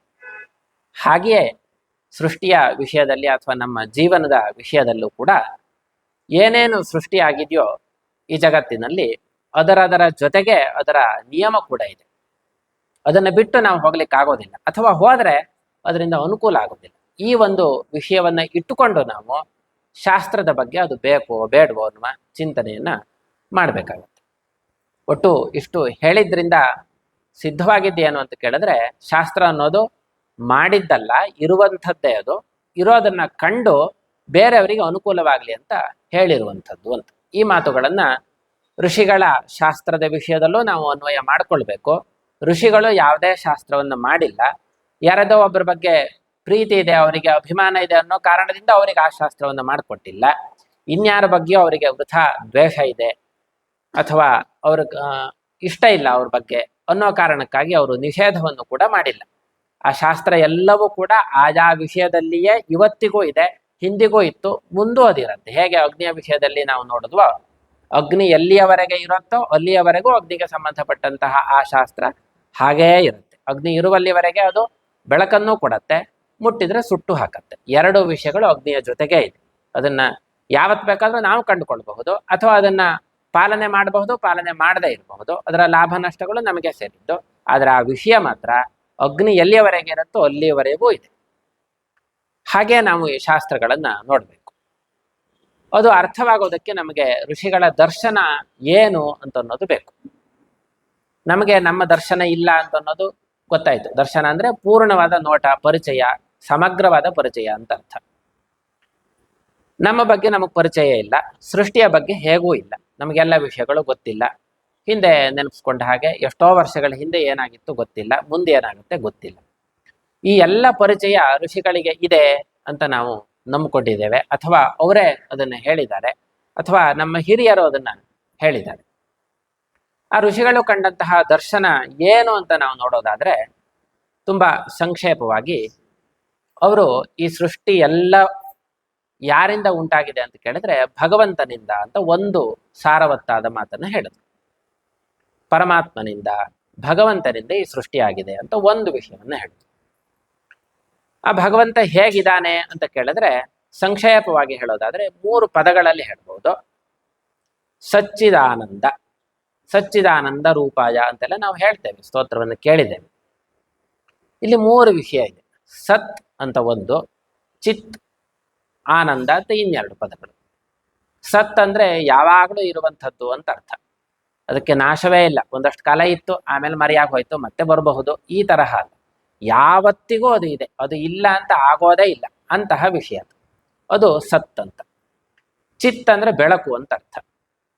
ಆನಂದ ಅಂದ್ರೆ ನಮಗೆ ಗೊತ್ತಿದೆ, ಒಂದು ಸಂತೋಷದ ಒಂದು ಸ್ಥಿತಿ, ಆನಂದ. ಈ 3 ಇರುವಂತಹ ಒಂದು ವಸ್ತು ಅದು ಭಗವಂತ, ಪರಮಾತ್ಮ ಅಂತ. ಆ ಪರಮಾತ್ಮನಿಂದ ಈ ಜಗತ್ತು ಸೃಷ್ಟಿಯಾಗಿದೆ ಅಂತ ಅವರ ದರ್ಶನದ ಒಂದು ಭಾಗ, ಒಂದು ಅಂಶ. ಇದನ್ನೇ ನಾವು ಅರ್ಥ ಮಾಡಿಕೊಂಡು ನೋಡೋದಾದ್ರೆ ಉಪನಿಷತ್ತು ಕೂಡ ಅದನ್ನೇ ಹೇಳಿದೆ. ಆನಂದೋ ಬ್ರಹ್ಮೇತಿ ವ್ಯಜಾನಾತ್. ಬ್ರಹ್ಮ ಅಂದ್ರೆ ಇಲ್ಲಿ ಭಗವಂತ ಅಂತ ಅಂದ್ಕೊಳ್ಬಹುದು. ಆನಂದವೇ ಬ್ರಹ್ಮ ಅಥವಾ ಭಗವಂತ. ಅದರಿಂದಲೇ ಆನಂದಾಧ್ಯೇವ ಖಲ್ ವಿಮಾನಿ ಭೂತಾನಿ ಜಾಯಂತೆ. ಆನಂದದಿಂದಲೇ, ಆನಂದರೂಪಿಯಾದಂತಹ ಬ್ರಹ್ಮನಿಂದಲೇ, ಭಗವಂತನಿಂದಲೇ ಇಮಾನಿ ಭೂತಾನಿ ಜಾಯಂತೆ. ಈ ಎಲ್ಲ ಭೂತಕೋಟಿಗಳು, ಜೀವಿ, ಇವೆಲ್ಲವೂ ಕೂಡ ಆ ಆನಂದರೂಪಿಯಾದಂತಹ ಭಗವಂತನಿಂದಲೇ ಸೃಷ್ಟಿಯಾಗಿದೆ ಎಂಬುದಾಗಿ ಹೇಳುತ್ತೆ. ಇದು ಋಷಿಗಳ ದರ್ಶನ. ಇಲ್ಲಿ ನಮಗೆ ಗೊತ್ತಾಗುವಂತಹ ವಿಷಯ ಏನು ಅಂತ ಕೇಳಿದ್ರೆ, ನಮಗೆಲ್ಲರಿಗೂ ಒಂದು ಮನಸ್ಸಿನಲ್ಲಿ ಅನಿಸುತ್ತೆ, ಅಥವಾ ನಾವು ಯಾವ್ದಾದ್ರು ಒಂದು ಕ್ರಿಯೆಯನ್ನ ಮಾಡ್ತಾ ಇದ್ದೇವೆ ಅಂತಂದ್ರೆ ಅದರ ಹಿಂದೆ ನಮಗಿರುವಂತಹ ಒಂದೇ ಒಂದು ಉದ್ದೇಶ ಏನು ಅಂತ ಕೇಳಿದ್ರೆ, ನಮಗೊಂದು ಸುಖ ಬೇಕು, ಆನಂದ ಬೇಕು, ನೆಮ್ಮದಿ ಬೇಕು ಅಂತ. ಇದು ಇಲ್ಲದೆ ನಾವು ಯಾವ ಕಾರ್ಯವನ್ನು ಮಾಡೋದಿಲ್ಲ. ನಾವು ಏನೇ ಕಾರ್ಯವನ್ನು ಮಾಡೋದಿರಲಿ, ಅದ್ರ ಹಿಂದೆ ನಮಗಿರುವಂತಹ ಯೋಚನೆ ಇದು ಒಂದೇ, ನಮ್ಗೆ ಆನಂದ ಬೇಕು, ಇದರಿಂದ ಸುಖ ಬೇಕು ಅಂತ. ಯಾವ್ದಾದ್ರು ಒಂದು ಒಳ್ಳೆ ತಿಂಡಿಯನ್ನು ನಾವು ತಿನ್ಬೇಕು ಅಂತ ಅಪೇಕ್ಷೆ ಪಟ್ರೆ, ತಿನ್ನೋದಕ್ಕೆ ಹೊರಟ್ರೆ, ಯಾಕಾಗಿ ನಮ್ಗೆ ಕಷ್ಟ ಆಗಲಿ ಇದರಿಂದ ಅಂತ ನಾವು ಯಾರು ತಿಂತಾ ಇಲ್ಲ. ಇದರಿಂದ ಏನೋ ಒಳ್ಳೆ ರುಚಿ ಇದೆ, ಅಥವಾ ಆರೋಗ್ಯಕ್ಕೆ ಅನುಕೂಲ ಆಗಬಹುದು, ಒಟ್ಟು ಇದರಿಂದ ಸುಖ ಸಿಗತ್ತೆ, ಅದು ಬೇಕು ಅನ್ನುವ ಏಕೈಕ ಕಾರಣದಿಂದ ನಾವು ಅದನ್ನ ಮಾಡ್ತೇವೆ. ಹೀಗೆ ಯಾಕೆ ಈ ತರಹದ ಆನಂದದ ಅಪೇಕ್ಷೆ ಇದೆ ಅಂತ ನಾವು ಋಷಿಗಳ ದರ್ಶನದ ಮೂಲಕ ತಿಳಿಯೋದಾದ್ರೆ, ನಮ್ಮ ಮೂಲವೇ ಈ ಆನಂದ ಆಗಿತ್ತು. ಅಲ್ಲಿಂದಲೇ ನಾವು ವಿಕಾಸವಾಗಿ ಬಂದಂಥವ್ರು. ನಾವು ಅಂತಲ್ಲ, ಇಡೀ ಸೃಷ್ಟಿಯೂ ಕೂಡ ಈ ಆನಂದ ರೂಪದ ಬ್ರಹ್ಮದಿಂದಲೇ ವಿಕಸಿತವಾಗಿ ಬಂದಿರುವಂಥದ್ದು. ಹಾಗಾಗಿ ಇವತ್ತಿಗೂ ಕೂಡ ನಮಗೆ ಅದರ ಅಪೇಕ್ಷೆ ಇದ್ದೇ ಇದೆ. ಅದು ನಮಗೆ ಮರೆಯಾಗಿರಬಹುದು, ಅಥವಾ ಅದರಿಂದ ನಾವು ಸೃಷ್ಟಿಯಾಗಿ ಮುಂದೆ ಬಂದು ನಾವು ದೂರ ಇರಬಹುದು. ಆದರೂ ಕೂಡ ಅಪೇಕ್ಷೆ ನಮ್ಮ ಮನಸ್ಸಿನಲ್ಲಿ ಇರೋದಕ್ಕೆ ಕಾರಣ ಏನು ಅಂತ ಕೇಳಿದ್ರೆ, ನಾವು ಮೊದಲು ಆ ಸ್ಥಿತಿಯಲ್ಲೇ ಇದ್ವಿ, ಆ ರೂಪದಲ್ಲಿಯೇ ನಾವಿದ್ವಿ. ನಮ್ಮ ಮೂಲ ರೂಪವೇ ಆ ಆನಂದ ಅಥವಾ ಬ್ರಹ್ಮ ರೂಪದಲ್ಲಿ ಆಗಿತ್ತು ಅಂತ ಋಷಿಗಳ ದರ್ಶನ ಹೇಳುತ್ತೆ. ಇನ್ನೂ ಒಂದು ಮಾತು ಇದೆ, ಇದನ್ನೇ ಸಂಸ್ಕೃತದಲ್ಲಿ ಹೇಳಿರುವಂಥದ್ದು. ಸುಖಾರ್ಥ ಸರ್ವಭೂತಾನ ಮತಾಹ ಸರ್ವಾಹ ಪ್ರವೃತ್ತಯ ಸುಖಂಚ ನ ವಿನಾ ಧರ್ಮಂ ತಸ್ಮಾತ್ ಧರ್ಮ ಪರೋ ಭವೇತ್ ಅಂತ. ಈಗ ಹೇಳಿರುವಂಥದ್ದೇ ವಿಷಯ. ಸುಖಾರ್ಥ ಸರ್ವಭೂತಾನಾಂ ಮತಾಹ ಸರ್ವಾಹ ಪ್ರವೃತ್ತಯ. ಎಲ್ಲ ಜೀವಿಗಳ ನಿರ್ಣಯ, ಮತ ಅಂದ್ರೆ ಅಭಿಪ್ರಾಯ, ನಿರ್ಣಯ, ನಿಶ್ಚಯ ಅಂತ ಅಂದ್ಕೊಳ್ಬಹುದು. ಅವರವರ ಪ್ರವೃತ್ತಿಗಳು, ಚಟುವಟಿಕೆಗಳು, ಕ್ರಿಯೆಗಳು ಎಲ್ಲವೂ ಕೂಡ ಯಾಕಾಗಿದೆ ಅಂತ ಕೇಳಿದ್ರೆ ಸುಖಾರ್ಥ, ಸುಖದ ಕಾರಣದಿಂದಲೇ ಎಲ್ಲ ಜೀವಿಗಳು ಕೂಡ ನಿರಂತರವಾಗಿ ಪ್ರಯತ್ನವನ್ನು ಮಾಡ್ತಾ ಇರುವಂಥದ್ದು. ಹಾಗಾದ್ರೆ ಈ ಸುಖ ಹೇಗೆ ಸಿಗತ್ತೆ ಅಂತ ನೋಡಿದ್ರೆ, ಸುಖಂಚ ನ ವಿನಾ ಧರ್ಮಂ. ಈ ಸುಖ ಅನ್ನೋದು ಧರ್ಮವನ್ನ ಹೊರತುಪಡಿಸಿ ಇಲ್ಲವೇ ಇಲ್ಲ. ಅಂದ್ರೆ ಧರ್ಮ ಎಲ್ಲಿದೆಯೋ ಅಲ್ಲಿ ಮಾತ್ರ ಸುಖ ಇದೆ. ತಸ್ಮಾತ್ ಧರ್ಮ ಪರೋಭವೇ ಅಂತ ಈ ಒಂದು ಮಾತು ಹೇಳುತ್ತೆ. ಹಾಗಾಗಿ ನಾವು ಧರ್ಮವನ್ನು ಪಾಲನೆ ಮಾಡಬೇಕು ಅಂತ. ಸುಖದ ಅಪೇಕ್ಷೆ ನಮಗೆ ಇರುವಂಥದ್ದು ನಮ್ಗೆ ಗೊತ್ತೇ ಇದೆ, ಅದ್ರ ಬಗ್ಗೆ ಏನು ಪ್ರವಚನ ಮಾಡಬೇಕಾಗಿಲ್ಲ. ಅದು ಧರ್ಮ ಇದ್ದಲ್ಲಿ ಮಾತ್ರ ಸಿಗತ್ತೆ ಸುಖ ಅಂತ ಅನ್ನೋದು ನಮಗೆ ಈ ಮಾತಿನಲ್ಲಿ ಗೊತ್ತಾಗತ್ತೆ. ಇದು ಋಷಿಗಳ ದರ್ಶನದ ಮತ್ತೊಂದು ಅಂಶ. ಒಂದು, ಆನಂದ ರೂಪದ ಬ್ರಹ್ಮನಿಂದ ಸೃಷ್ಟಿಯಾಗಿದೆ ಅನ್ನೋದು ಒಂದು. ಈ ಆನಂದ ರೂಪವಾದ ಬ್ರಹ್ಮ ನಮಗೆ ಲಭ್ಯವಾಗಬೇಕು ಅಂತಾದ್ರೆ ನಾವು ಧರ್ಮಪರರಾಗಬೇಕು ಅನ್ನೋದು ಇನ್ನೊಂದು. ಈ ಧರ್ಮಕ್ಕಾಗಿ ಶಾಸ್ತ್ರಗಳು ಇರುವಂಥದ್ದು. ಶಾಸ್ತ್ರದಿಂದ ಏನು ನಮಗೆ ಸಿಗುವಂಥದ್ದು ಅಂತ ಕೇಳಿದ್ರೆ, ಮೊದಲು ಧರ್ಮ, ಧರ್ಮದಿಂದ ಸುಖ. ಶಾಸ್ತ್ರದ ಉದ್ದೇಶವೇ ಧರ್ಮ. ನಾವು ಅದನ್ನ ಕೇಳಿರ್ತೇವೆ, ಆಡು ಮಾತಿನಲ್ಲೂ ನಮ್ಮ ಹಿರಿಯರು ಹೇಳಿರ್ತಾರೆ. ಈ ಶಾಸ್ತ್ರ ಹೀಗೆ ಮಾಡುವಂಥ ಶಾಸ್ತ್ರ ಇದೆ ಅಂತಂದ್ರೆ ಅದು ಧರ್ಮ ಅಂತ ಅರ್ಥ. ಹೀಗೆ ಮಾಡಬೇಡ, ಇದು ಅಶಾಸ್ತ್ರೀಯ ಅಂತ ಹೇಳಿದ್ರೆ ಅದು ಅಧರ್ಮ ಅಂತ ಅರ್ಥ. ಹಾಗಾಗಿ ಶಾಸ್ತ್ರವನ್ನ ಮಾಡೋದ್ರಿಂದ, ಅದನ್ನು ಅನುಸರಣೆ ಮಾಡೋದ್ರಿಂದ ನಮಗೇನು ಸಿಗತ್ತೆ ಅಂತ ಕೇಳಿದ್ರೆ ಧರ್ಮ ಉಳಿಯತ್ತೆ ನಮ್ಮಲ್ಲಿ, ಅಥವಾ ನಮ್ಮ ಕುಟುಂಬದಲ್ಲಿ, ನಮ್ಮ ಸಮಾಜದಲ್ಲಿ, ಒಟ್ಟು ಜಗತ್ತಿನಲ್ಲಿ.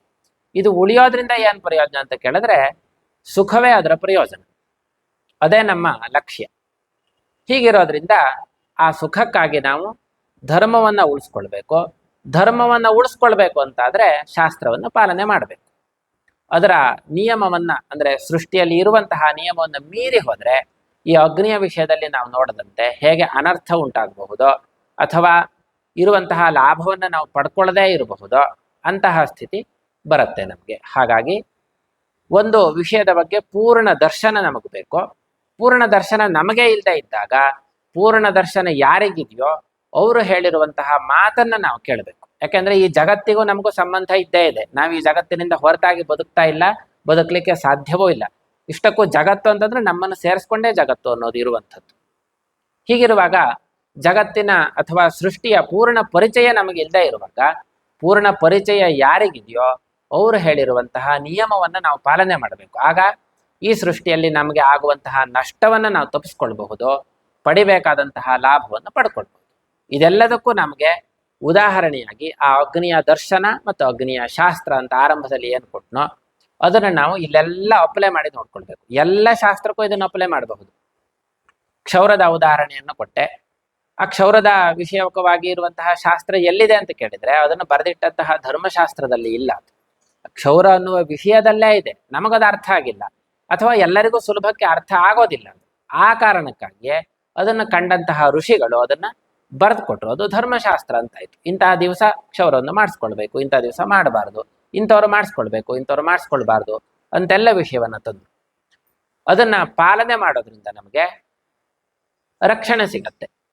ಒಂದು ಅನಿಷ್ಟ ಆಗೋದಿದ್ರೆ ಅದರಿಂದ ರಕ್ಷಣೆ ಸಿಗತ್ತೆ, ಲಾಭ ನಮಗಾಗದೇ ಇದ್ರೆ ಒಂದು ಲಾಭ ಆಗತ್ತೆ. ಹಾಗಾಗಿ ಶಾಸ್ತ್ರವನ್ನು ಹೇಳುವಾಗ ಅಥವಾ ಶಾಸ್ತ್ರವೇ ಹೇಳುವಂತೆ ಅದು ಎರಡು ಕೆಲಸವನ್ನ ಮಾಡುತ್ತೆ ಶಾಸ್ತ್ರ ಅಂತ. ಒಂದು ಶಾಸನವನ್ನು ಮಾಡುತ್ತೆ, ಇನ್ನೊಂದು ತ್ರಾಣನವನ್ನು ಮಾಡುತ್ತೆ. ಹಾಗಾಗಿ ಶಾಸನಾತ್ ತ್ರಾಣನಾಚ್ಚೈವ ಶಾಸ್ತ್ರಮಿತ್ಯಭಿಧೀಯತೆ ಅಂತ ಹೇಳಿದ್ದಾರೆ. ಶಾಸ್ತ್ರವೆಲ್ಲವೂ ಹೇಗಿದೆ ಅಂತ ಕೇಳಿದ್ರೆ ಆಜ್ಞೆಯನ್ನು ಮಾಡುತ್ತೆ, ಆರ್ಡರ್ ಮಾಡುತ್ತೆ. ಹೀಗೆ ಮಾಡು ನೀನು, ಅಥವಾ ಹೀಗೆ ಮಾಡಬೇಡ ಅಂತ ಆರ್ಡರ್ ಮಾಡುತ್ತೆ.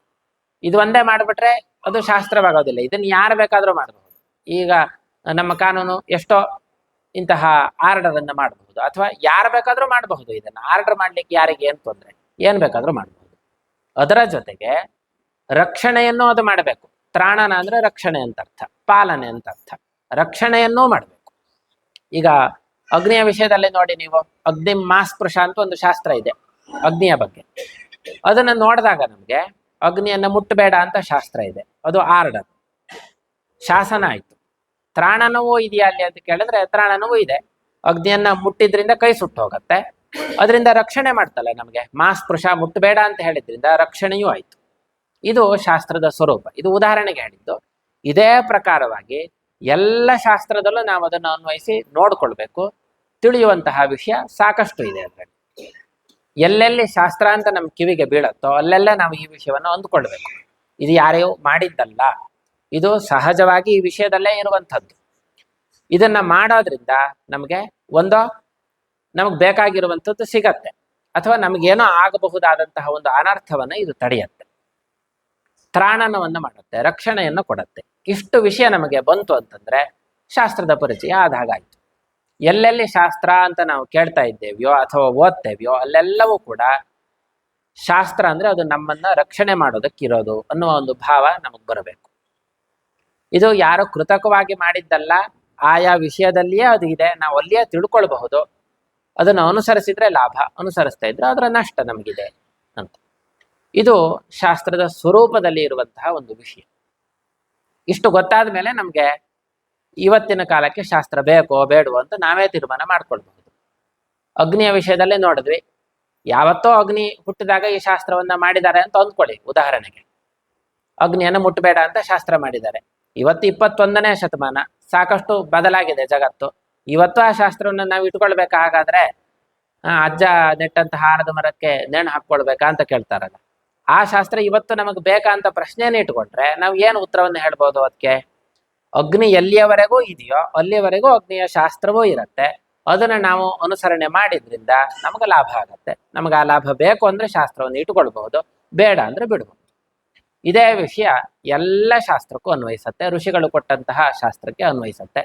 ಮೊದಲೇ ಹೇಳಿದಾಗೆ ಋಷಿಗಳ ಈ ಶಾಸ್ತ್ರ ಪರಂಪರೆ ಅಥವಾ ಶಾಸ್ತ್ರದ ಸರಣಿ ತುಂಬಾ ವಿಸ್ತಾರವಾಗಿ ಇರುವಂಥದ್ದು. ಅದನ್ನು ನಾವು ಒಂದು ಪ್ರವಚನದಲ್ಲಿ ಅಥವಾ ಒಂದು ಜನ್ಮದಲ್ಲಿಯೂ ಕೂಡ ಅರ್ಥ ಮಾಡ್ಕೊಳ್ಳಿಕ್ಕೆ ಸಾಧ್ಯ ಇಲ್ಲ, ಅಷ್ಟು ವಿಷಯ ಅದರಲ್ಲಿದೆ. ಅದಕ್ಕೆ ನಮಗೆ ಯಥಾರ್ಥವಾಗಿ ಒಂದು ವಸ್ತುವಿನ ಪರಿಚಯ ಆಗಬೇಕು, ಜಗತ್ತಿನ ಪರಿಚಯ ಆಗಬೇಕು, ನಮ್ಮ ಪರಿಚಯ ಆಗಬೇಕು, ನಮಗೂ ಜಗತ್ತಿಗೂ ಏನು ಸಂಬಂಧ ಅಂತ ಗೊತ್ತಾಗಬೇಕು. ಬಹಳ ದೊಡ್ಡ ವಿಷಯ ಅದು. ಅದು ಗೊತ್ತಾಗದೇ ಇದ್ದಾಗ ಹೀಗೆ ಬಂದಿದೆ ಶಾಸ್ತ್ರ ಅನ್ನೋದು ನಮ್ಗ ಅರ್ಥ ಆದಾಗ ನಾವು ಶಾಸ್ತ್ರವನ್ನ ಇಟ್ಕೊಳ್ಬಹುದೋ ಬೇಡವೋ ಅಂತ ನಮಗೆ ಗೊತ್ತಾಗುತ್ತೆ. ಈಗ ಒಂದು ಸರಣಿ ನಮಗೆ ಇದರಲ್ಲಿ ಗೊತ್ತಾಯ್ತು. ನಮಗೆಲ್ಲರಿಗೂ ಸುಖ ಬೇಕು ಅನ್ನೋದು ಸಿದ್ಧ. ಅದು ಬೇಡ ಅಂತ ಹೇಳೋರು ಯಾರೂ ಇಲ್ಲ, ಹಿಂದೂ ಇರಲಿಲ್ಲ, ಮುಂದೂ ಇರೋದಿಲ್ಲ, ಈಗಲೂ ಇಲ್ಲ. ಅದು ಬೇಕು ಅಂತಂದ್ರೆ ಅದಕ್ಕೆ ದಾರಿ ಏನು ಅಂತ ಕೇಳಿದ್ರೆ ಧರ್ಮ ಅಂತ ಋಷಿಗಳ ದರ್ಶನದಲ್ಲಿ ನಮ್ಗೆ ಗೊತ್ತಾಯ್ತು. ಸುಖಂಚ ನ ವಿನಾ ಧರ್ಮಂ, ಧರ್ಮದ ವಿನ ಅದು ಇಲ್ಲದೆ ಇದ್ರೆ ಸುಖ ಅನ್ನೋದು ಇಲ್ಲವೇ ಇಲ್ಲ ಅಂತ ಅರ್ಥ. ಎಲ್ಲೆಲ್ಲಿ ಸುಖ ಇದೆಯೋ ಅಲ್ಲಿ ಧರ್ಮ ಇದ್ದೇ ಇದೆ. ಇವತ್ತು ಮಾಡಿದ್ದಿರಬಹುದು, ಹಿಂದೆ ಮಾಡಿದ್ದಿರಬಹುದು, ಹಿಂದಿನವರು ಮಾಡಿದ್ದಿರಬಹುದು, ಒಟ್ಟು ಯಾವುದೋ ಒಂದು ರೂಪದಲ್ಲಿ ಧರ್ಮ ಅನ್ನೋದು ಅಲ್ಲಿ ಇರಲೇಬೇಕು. ಅದು ಇಲ್ಲದೆ ಇದ್ರೆ ಸುಖ ಅನ್ನೋದು ಸಾಧ್ಯವೇ ಇಲ್ಲ, ಯಾವ ವ್ಯಕ್ತಿಗೂ ಸಾಧ್ಯ ಇಲ್ಲ, ಯಾವ ಕಾಲದಲ್ಲಿಯೂ ಸಾಧ್ಯ ಇಲ್ಲ. ಅದನ್ನ ನಾವು ಅರ್ಥ ಮಾಡ್ಕೊಳ್ಬೇಕಾಗಿದೆ, ತುಂಬಾ ದೊಡ್ಡ ವಿಷಯ ಅದು. ಅದು ಬೇಕು ಅಂತಂದ್ರೆ, ಧರ್ಮ ಬೇಕು ಅಂತಂದ್ರೆ ಶಾಸ್ತ್ರವನ್ನು ನಾವು ಉಳಿಸ್ಕೊಳ್ಳಲೇಬೇಕು. ಇದು ಇದಕ್ಕಿರುವಂತಹ ಒಂದು ಸಂಬಂಧ. ಹಾಗಾಗಿ ಯಾವುದೇ ಶತಮಾನ ಆದರೂ ಕೂಡ 21 ಇರಲಿ, 31ನೇ ಶತಮಾನ ಇರಲಿ, ನಮಗೆ ಪ್ರಯೋಜನ ಆಗಬೇಕು ಅಂತಾದ್ರೆ ಆ ಶಾಸ್ತ್ರ ಬೇಕೇ ಬೇಕು. ಆಯಾ ವಿಷಯದ ಪ್ರಯೋಜನ ನಮಗಾಗಬೇಕು ಅಂದ್ರೆ ಆಯಾ ವಿಷಯದ ಶಾಸ್ತ್ರ ಬೇಕು ಅಂತ ನಮ್ಗೆ ಹೇಗೆ ಈ ಅಗ್ನಿಯ ಉದಾಹರಣೆಯಲ್ಲಿ ಗೊತ್ತಾಯ್ತೋ ಅದೇ ಪ್ರಕಾರವಾಗಿ ಈ ಸೃಷ್ಟಿ ಎಲ್ಲಿಯವರೆಗೆ ಇರುತ್ತೋ ಅಥವಾ ನಾವು ಎಲ್ಲಿವರೆಗೆ ಇರ್ತೇವೆಯೋ ಅಲ್ಲಿಯವರೆಗೂ ಕೂಡ ನಮಗೂ ಈ ಸೃಷ್ಟಿಗೂ ಸಂಬಂಧಪಟ್ಟಂತಹ ಶಾಸ್ತ್ರ ನಮಗೆ ಬೇಕೇ ಬೇಕು. ಅದನ್ನು ಮೀರಿದ್ರೆ ನಷ್ಟ ನಮಗೆ. ಶಾಸ್ತ್ರವನ್ನು ಮಾಡಿಟ್ಟವರಿಗೆ ಯಾವುದೇ ನಷ್ಟವೂ ಕೂಡ ಇಲ್ಲ ಅದರಿಂದ ಎಂಬುದಾಗಿ ನಾವು ಅರ್ಥ ಮಾಡ್ಕೊಳ್ಬೋದು. ಆ ಉದಾಹರಣೆಯನ್ನೇ ನಾವು ಎಲ್ಲ ವಿಷಯಕ್ಕೂ ಅನ್ವಯ ಮಾಡಿಕೊಂಡು ನೋಡ್ತಾ ಹೋದ್ರೆ ಪ್ರತಿಯೊಂದು ವಿಷಯದಲ್ಲೂ ನಮಗೆ ಗೊತ್ತಾಗತ್ತೆ. ಹೀಗೆ ಮಾಡುವಂತ ಎಲ್ಲಿ ಹೇಳಿದಾರೋ ಅಲ್ಲಿ ಮಾಡಿದ್ರಿಂದ ಏನೋ ಒಂದು ಲಾಭ ಇದೆ, ಇದು ಮಾಡ್ಕೊಳ್ಳೋದ್ರಿಂದ ಇಷ್ಟು ಅನುಕೂಲ ಆಗತ್ತೆ ಅನ್ನೋದು ಅದ್ರ ಒಳಗೆ ಇರುವಂತಹ ಆಶಯ. ಈಗ ಮಾಡಬೇಡ ಅಂತ ಹೇಳಿದ್ದಾರೆ ಅಂದ್ರೆ ಅದರಿಂದ ಏನೋ ಮಾಡಿದ್ರೆ ಏನೋ ತೊಂದರೆ ಆಗತ್ತೆ, ಅದನ್ನ ಅವ್ರು ಅರ್ಥ ಮಾಡ್ಕೊಂಡಿದ್ದಾರೆ, ಪರಿಚಯ ಇದೆ, ನಮಗದು ಗೊತ್ತಾಗಿಲ್ಲ. ಆ ವಿಷಯ ಹಾಗಿರೋದ್ರಿಂದ ನಾವು ಅದನ್ನ ದೂರ ಇರಬೇಕು, ಅದರಿಂದ ಮಾಡಬಾರ್ದು ಅನ್ನೋದು ನಮಗೆ ಗೊತ್ತಾಗುತ್ತೆ. ಈ ಎರಡು ವಿಷಯವನ್ನ ನಾವು ಎಲ್ಲ ಶಾಸ್ತ್ರದಲ್ಲೂ ಅರ್ಥ ಮಾಡ್ಕೊಳ್ಳೋದಕ್ಕೆ ಸಾಧ್ಯವಾದ್ರೆ ನಮಗೆ ಶಾಸ್ತ್ರ ಎಷ್ಟು ದೊಡ್ಡದು ಅಂತ ನಮ್ಗೆ ಗೊತ್ತಾಗತ್ತೆ. ಆಗ ಅದು ಬೇಕೋ ಬೇಡವೋ ನಾವು ತೀರ್ಮಾನ ಮಾಡಬಹುದು. ಆದರೆ ಅಷ್ಟನ್ನು ಅರ್ಥ ಮಾಡ್ಕೊಳ್ಳೋದು ಸುಲಭ ಇಲ್ಲ.